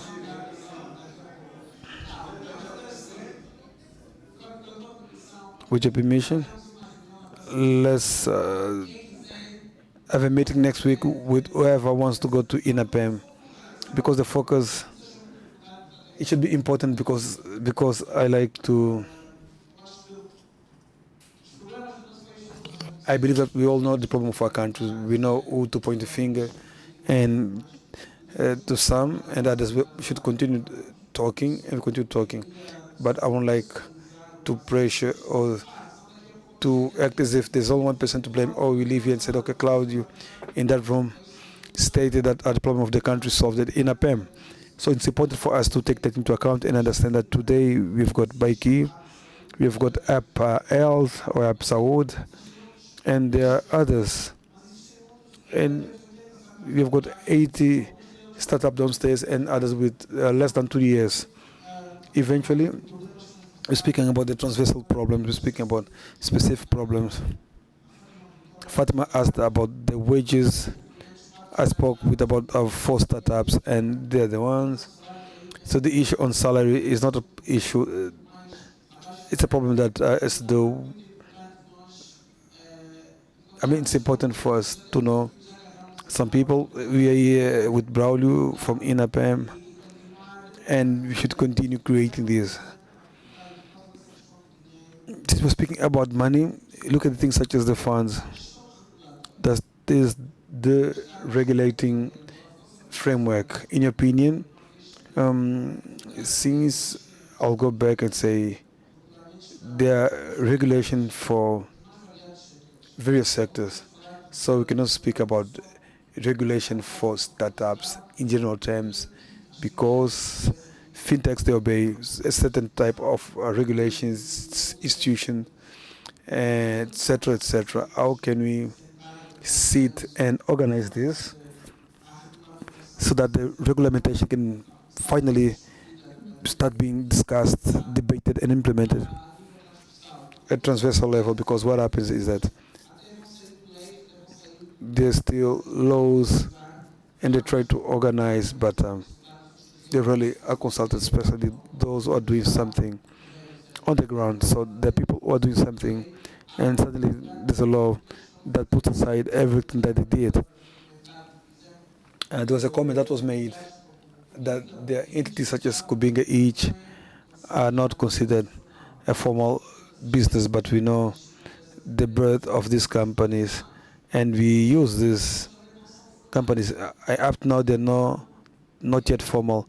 Up to when they become formal business, and I believe that for 5-6 years they can be penalized. And it's a waste of time when after 10 years or 6 years they tell you that your business is a legal business. How can we discuss this? How can we finally start making things happening at the level of regulations? So the challenges ends up coming to the environment that we are building, that is having this basis of support all activity from the ecosystem. So I look at it at the perspective of creation of legal instruments, incentives, and we're discussing with tax administration authorities, BNA, in the sense of looking at what exists and try to conceptualize it to what we are trying to build. And this is important for us to do it, take into account a basis. The basis is how, what did others do in this domain, and how can we align it. That is taken into account. As I said before, if there's no revision, I believe that there's still an absence in terms of provision for regulations in the domain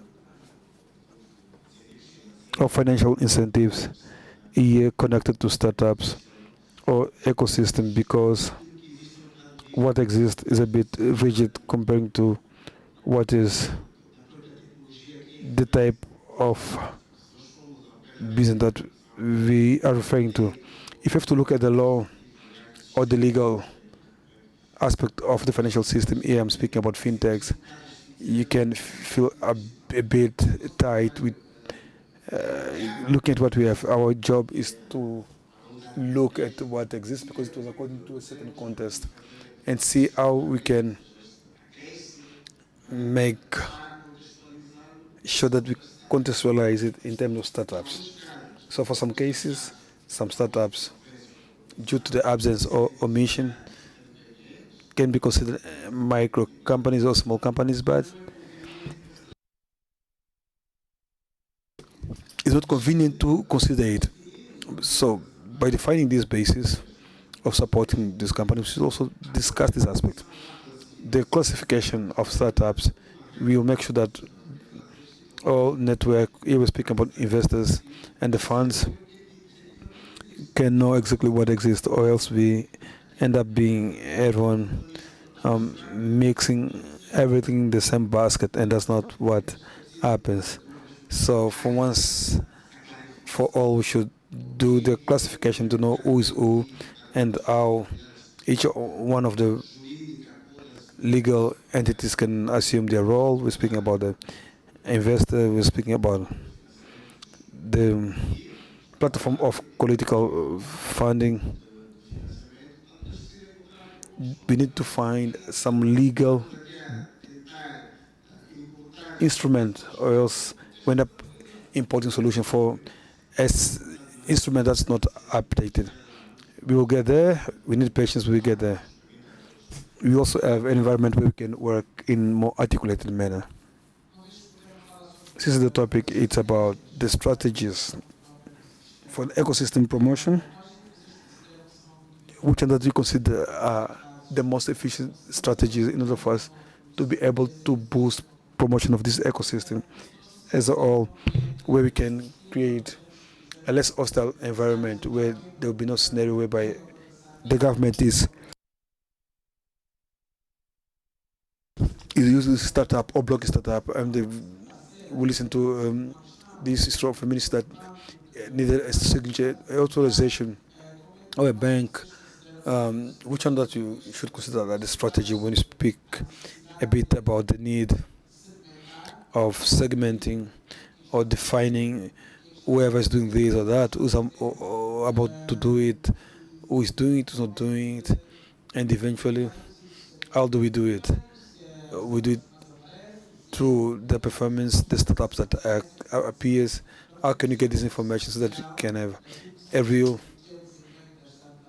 idea of what is the performance of startup in our territory? Pedro, I believe that, as we spoke about the government, I believe that one of the ways of boosting would be like what happened without making advertisement about some companies as the incubators, as being promoting some projects. It would be good to create conditions in the business sector for some business people with the name of promoting some project, as it happens in Brazil. We've got tubarões. If there are 20 to 30 projects such as of tubarões, because even the big one can also win in terms of innovation. They can benefit from partnership. Or I could have given a practical example. Instead of making stars on stage, that was a decent program. We make a program for the best startup, whereby they were appearing on television and receive all the support. And I believe that most the big companies, they can do it, be it private companies as well as state-owned companies. That would be a good spearhead for the investors. There's nothing impossible, and they won't be, because these companies have a lot of money. Pedro, I believe that I was in another panel in the morning, and there were two sectors of state, and one of them was from telecommunication that defends and coordinates advertisement. And I was explaining to them that if you create a law whereby the big companies that do advertisement on startup, they depend on advertisement. So if there's a law to leave them 1% of that amount for the national ecosystem, I believe that that would be a given example. And I was saying that, and I believe that these big companies now they do a lot of advertisement abroad. 4 years ago, Care used to waste $1 million in advertisement, and a lot of this amount was is in Portugal. Now imagine if the service that they would look for abroad and advertisement company that would be small and medium advertisement companies and invest here, it would help a lot. I believe that the work that INAPEM does is a difficult work. I believe that in many cases, be it which ministry or institution, they might not have the willing of blocking, but sometimes not understanding the importance of not going to the right place. So I believe that the work of INAPEM is to work with different ministry and institutions and represent and make sure that this process are guaranteed. So it's difficult. We should have mechanisms for that, internal mechanism, and they should work. But I believe that this is part of work. On the other hand, these opportunity, these startups, in order to get these grants, we should use or have funds. We are trying to organize the laws and so on, but this takes time. So what can we do so that we can start implementing it? We can have small funds for small entities, bigger entities or not, but small funds that is managed through INAPEN. And to conclude, there's a platform for the Ministry of Finance, a platform on public purchasing. But some of these opportunities in INAPEM, we can register some of these companies, as well identify where we can have opportunity for innovation inside the public sector. What we are doing at the level of the government in various sectors, there are various initiatives, but in general terms, they go to the big companies or companies that have experience in other sectors. But we are not planting anything. So with these startups, we'll start planting something, even if you have to divide in small parts. Speaking about concrete and specific items that we can implement it. And obviously, the laws should follow. There should be a goodwill in order to be able to move. The issue on transportation is a good item. If you open a transportation company, they tell us that it's not legislated. So data protection, various startups, the project, this national process that involves a lot of institution. Should you stop or not stop? And at the level of the government, I believe it is important to have this representative of these startups, that you can call them the innovation, present to take some of the most difficult role in INAPEM and other entities, other important entities, be from inside and outside.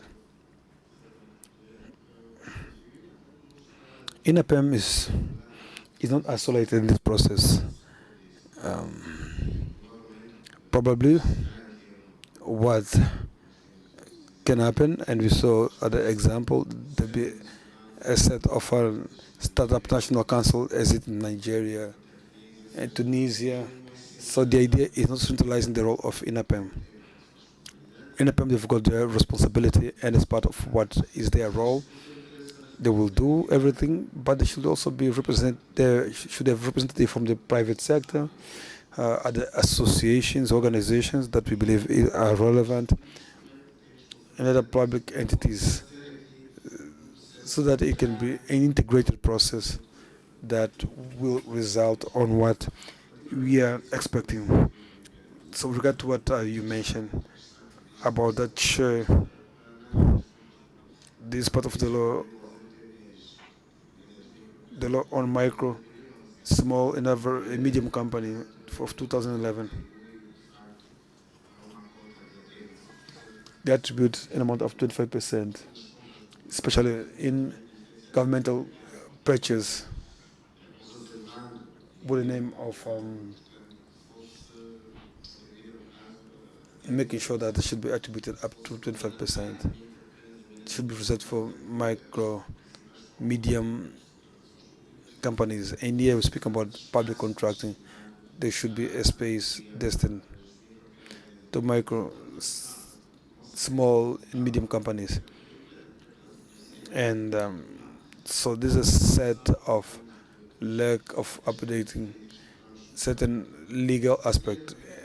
And I also like to say and to emphasize that we are not here stopped to wait for a law that take care of our topic to improve our environment. If it was for that, we won't propose ourselves to be in this good and important event so that we could dialogue and find the best methodologies to do actions. We had the Angola Startup Summit in their second edition. Now we are participating at Angotic. We will have in August and September Startup Challenge that will be in Willa Province, where we want, in a broad manner, not restricting the sectors. We see some complaints from the startups that are focused on agribusiness, health, mobility, few sectors. We should increase the scope in terms of exhibition for investors to look at what are the solutions. That's a fact. And after working internally, we would create, with support of concrete partners to whom we are working with, connected to the ecosystem, to know what we consider an initiative where we can, in a monthly basis, promote this connectivity. It's a story point of view. For example, in July, we would gather players of education sector and invite the various technological companies and others to expose what they have in terms, present what they have in terms of solutions, but also to listen to the companies represented, listen to the main challenge of the sector and the opportunity that they have. And for that, we will look at the offer of the services and search of the services. And we believe that if you point finger at each other, it won't solve anything. And if in a unilateral point of view, taking this concern, it won't be enough. We need to promote agreement that connects ecosystem, connect and provide opportunity at first hand to be able to know what's being done and what can use this opportunity.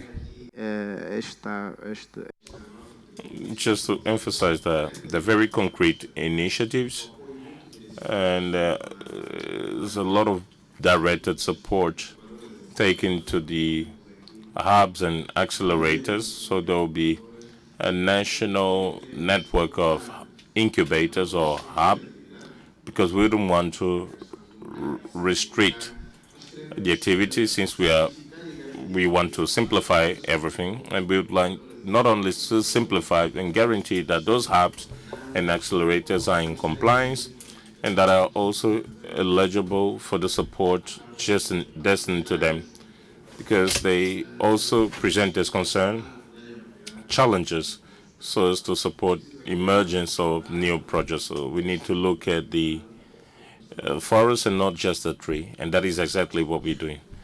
So 2 more questions.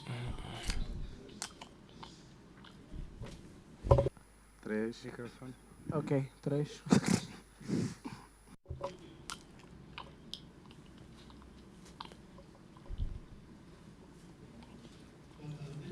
Good afternoon.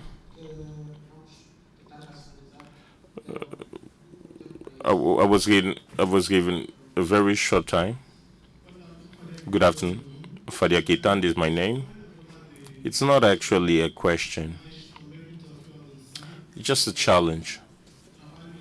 because I work in health startups, and one of the constraints has been the health information system in Angola. Whenever we talk about health, it's a very sensitive issue, and the major international players, they do not see us working with sensitive health information. And we have not received, not even from INAPEM or not even from the Ministry of Health, any sign or willingness to work with us, or even subsidies or notice so as to work with startups, because we have more than 20 million transactions in terms of service provided, 17 million users, registered users, and still we are considered as incognito systems, because in order systems to be feasible, they must be part of an international health system or platform. And the legislation is an important aspect to consolidate the whole work, because in 2019, BNA had launched the lab for payment innovation system, in which I was part of. In terms of regulation, there's no regulation. And one of the items is that startups to operate, the amount for the implementation of payment system is very high. And if we, Luis Paulo is in the 5th session, and apart from the startups that we're working, none of them is working within the payment system due to these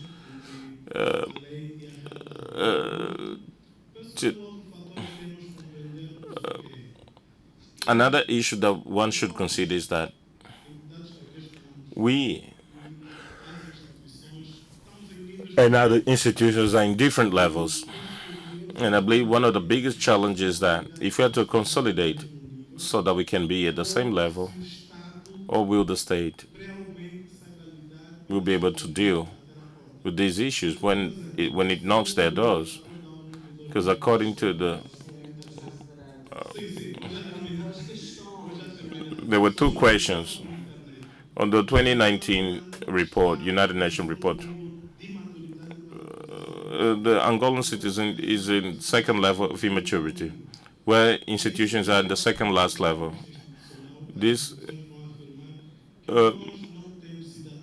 just shows that we don't have citizens to show internet, since the report says the other way around. So,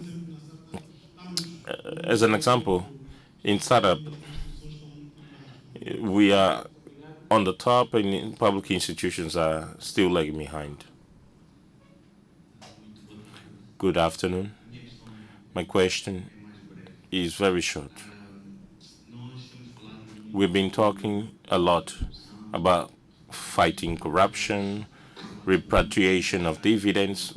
We've talked a lot about getting money outside, when theoretically speaking, we have money inside. So my question is, for INAPEM, is out of the assets that have been recovered, will there be a percentage dedicated to support the national entrepreneurship?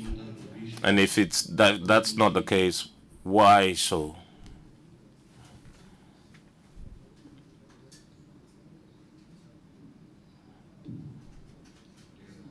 Thank you. Osvaldo Rasgado, INAPEM administrator.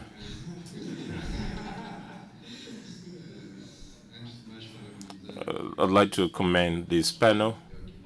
I believe that we had an excellent reflection, especially the moderator. I have a question and a contribution.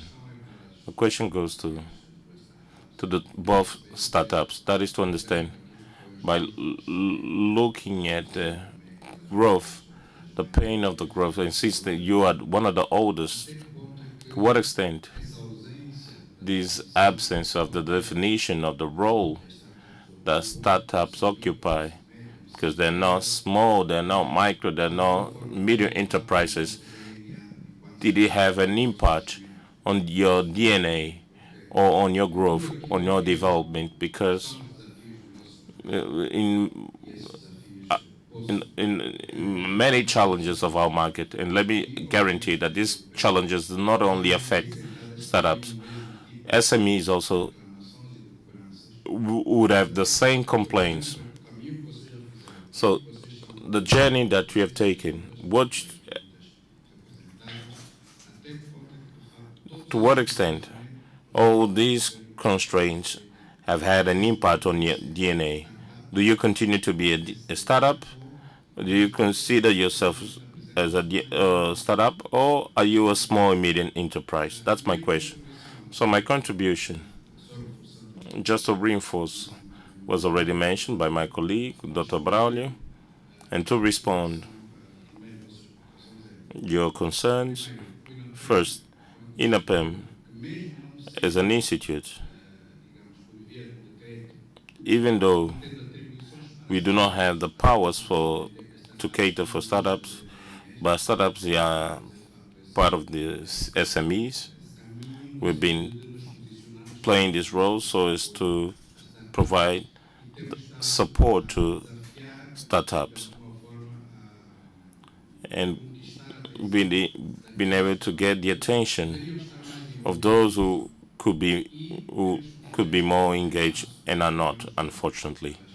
And any steps in order to get before getting to the funds, if we are unable to get identify and respond all these initial questions on how you're organized, what is the institution that represent to you, because we cannot just speak to many startups. We need to speak to your interlocutor. How is startup defined? To what extent? At what time is startup no longer startup? If these things are not clear, and if the law is not in your favor, things will not happen. So we wouldn't want to build a house starting from the roof. We want to start from the foundation. And probably what is not visible, that is probably because it's under construction. On the other hand, I'd like to say that the private sector, yes, plays an important role. And let us look at the examples from abroad. We cannot just think that the government will resolve everything. Today, your companies, you generate business, you generate profits, and that's why you should also be able to attract investments. The role of startups is to bring about solutions for any person that will want to invest. The private sector, especially the banking sector, because the banking sector also works with the private. The bank has investors and clients in portfolio. They should be able to look at your development and what you can actually bring as profit. So we're also doing this, trying to involve in the ecosystem those that will add value. That's my contribution. There's a question. INAPEM, on the funds.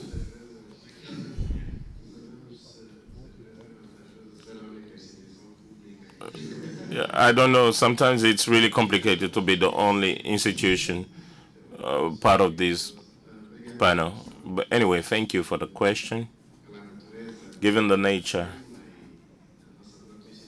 of our institution, will not be able to answer. We know the context in which this bill was passed and the objectives. We are fully aware that there is money inside. Many of the funds that we're getting outside, we could actually find these funds here, but what is made public is that we don't have access whether these monies are being dedicated, or at least a percentage being dedicated to the entrepreneurship. But one must be reminded that it's not through this law that government support will be destined to this area. There actually are the initiatives. But anyway, we could that could be a homework. We could research, and then we could find out whether how much is being dedicated for the entrepreneurship. But I would be lying if I was to answer this question of yours, since I do not know. Final remarks.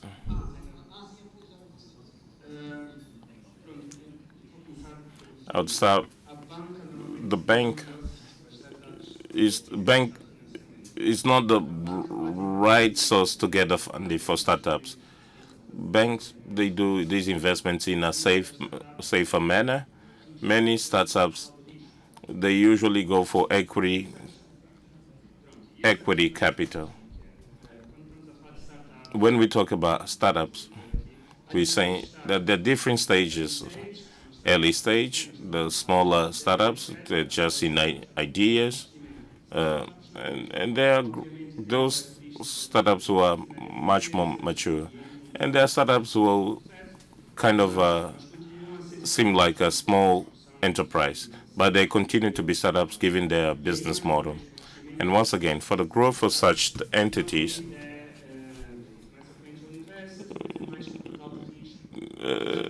then there's risk capital because they're more risk in the expansion. Does it work in the lab? Yes, and then you get that idea to implement in the city or continent. We don't know. So it's equity capital, and then there's the issue of trust. To believe that these startups can actually work.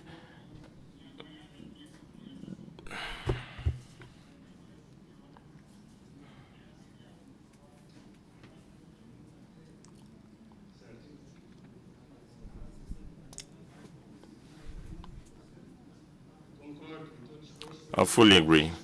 We could sit down together with the banking center, but the banking should be open and willing to. I believe that the banking is still struggling with some bad loans because there's some notice from the BNA. So there are many challenges at the nationwide, and then entities tend to focus on the easiest or on the things with the less risk.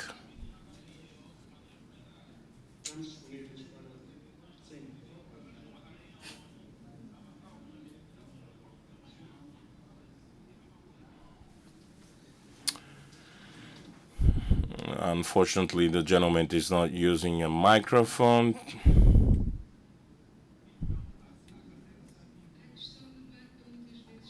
The issues of the banking sector has to do with the interest rates. Very high interest rates, even for the existing SMEs, they don't go for these loans. And the collateral, startups, they don't have any collateral. They don't have any assets. And the assets, even the private investors, the assets of a startup is an idea. And the investor does not even know that the asset is the idea. We have a huge asset, which happens to be the digital portfolio, and the license is extremely expensive. The license for digital portfolio is 70 million kwanzas, capital only. But the whole process, in order to get the license, is extremely expensive. You must have a huge tech infrastructure. When we've been to this process, it pains us. It pains these. Then there's no single day that I ask myself, "Oh Jesus!" But we do have the license. Our infrastructure it needed to be changed because of this license. But the investors in Angola, we have investors, but they don't understand that the asset of a startup is an idea. Our digital portfolio is overvalued. We have e-commerce, and there will be a payment system with various payment systems, at least with the free payment services. And there was a license. There was a bill was passed for digital coins, currency. In 2019, we already had digital currency. We have registered our token, and we are already mining 10 billion tokens, just to give you an idea. We waited for the law to be passed. And so I might to explain that to investors that we have an e-commerce within a digital wallet. We have a payment system that in few days it to be launched to the market, so we can do transfer in real time together with the BNA central bank, and we don't have we don't need a commercial bank. We have an agreement with Visa because we don't have capital for everything, and we already have the capacity to launch a digital currency. So the investor would want to see his return. Digital takes time. ChatGPT. Who knows ChatGPT? How many years it took? The billions investment. Facebook, first $500,000 investment, but they didn't get their return. Nowadays, Facebook is making billions. The Meta, the investors were losing money. This year, they made profits. We need to understand how the digital works. I'm not going to invest in the digital to get tomorrow. It takes time. That's what Jeff Bezos. It's a long-term vision. What we want here is a short-term vision. I do not lie to my investors. I usually tell this will take time. What is our vision? To transform a bike into a unicorn, $1 billion worth, a billion-dollar company. But investors must understand that the digital, these ideas are ideas of the future. I'm going to invest today for tomorrow. It may not get the profit today, but his son may get the profit. But we need to look at the investors of the ages of our investors, because there are some of them are old. Who has the money here in Angola are old people. If I want to open up a saloon, I would have money. But if I want money to transform my company into a unicorn company, the asking papers that they do not even. I'd like to thank you for your presence. I got a yellow card for taking too much time. I believe that this was important. Thank you for the invited guests. Thank you for we are open, so you can continue in this room. So thank you.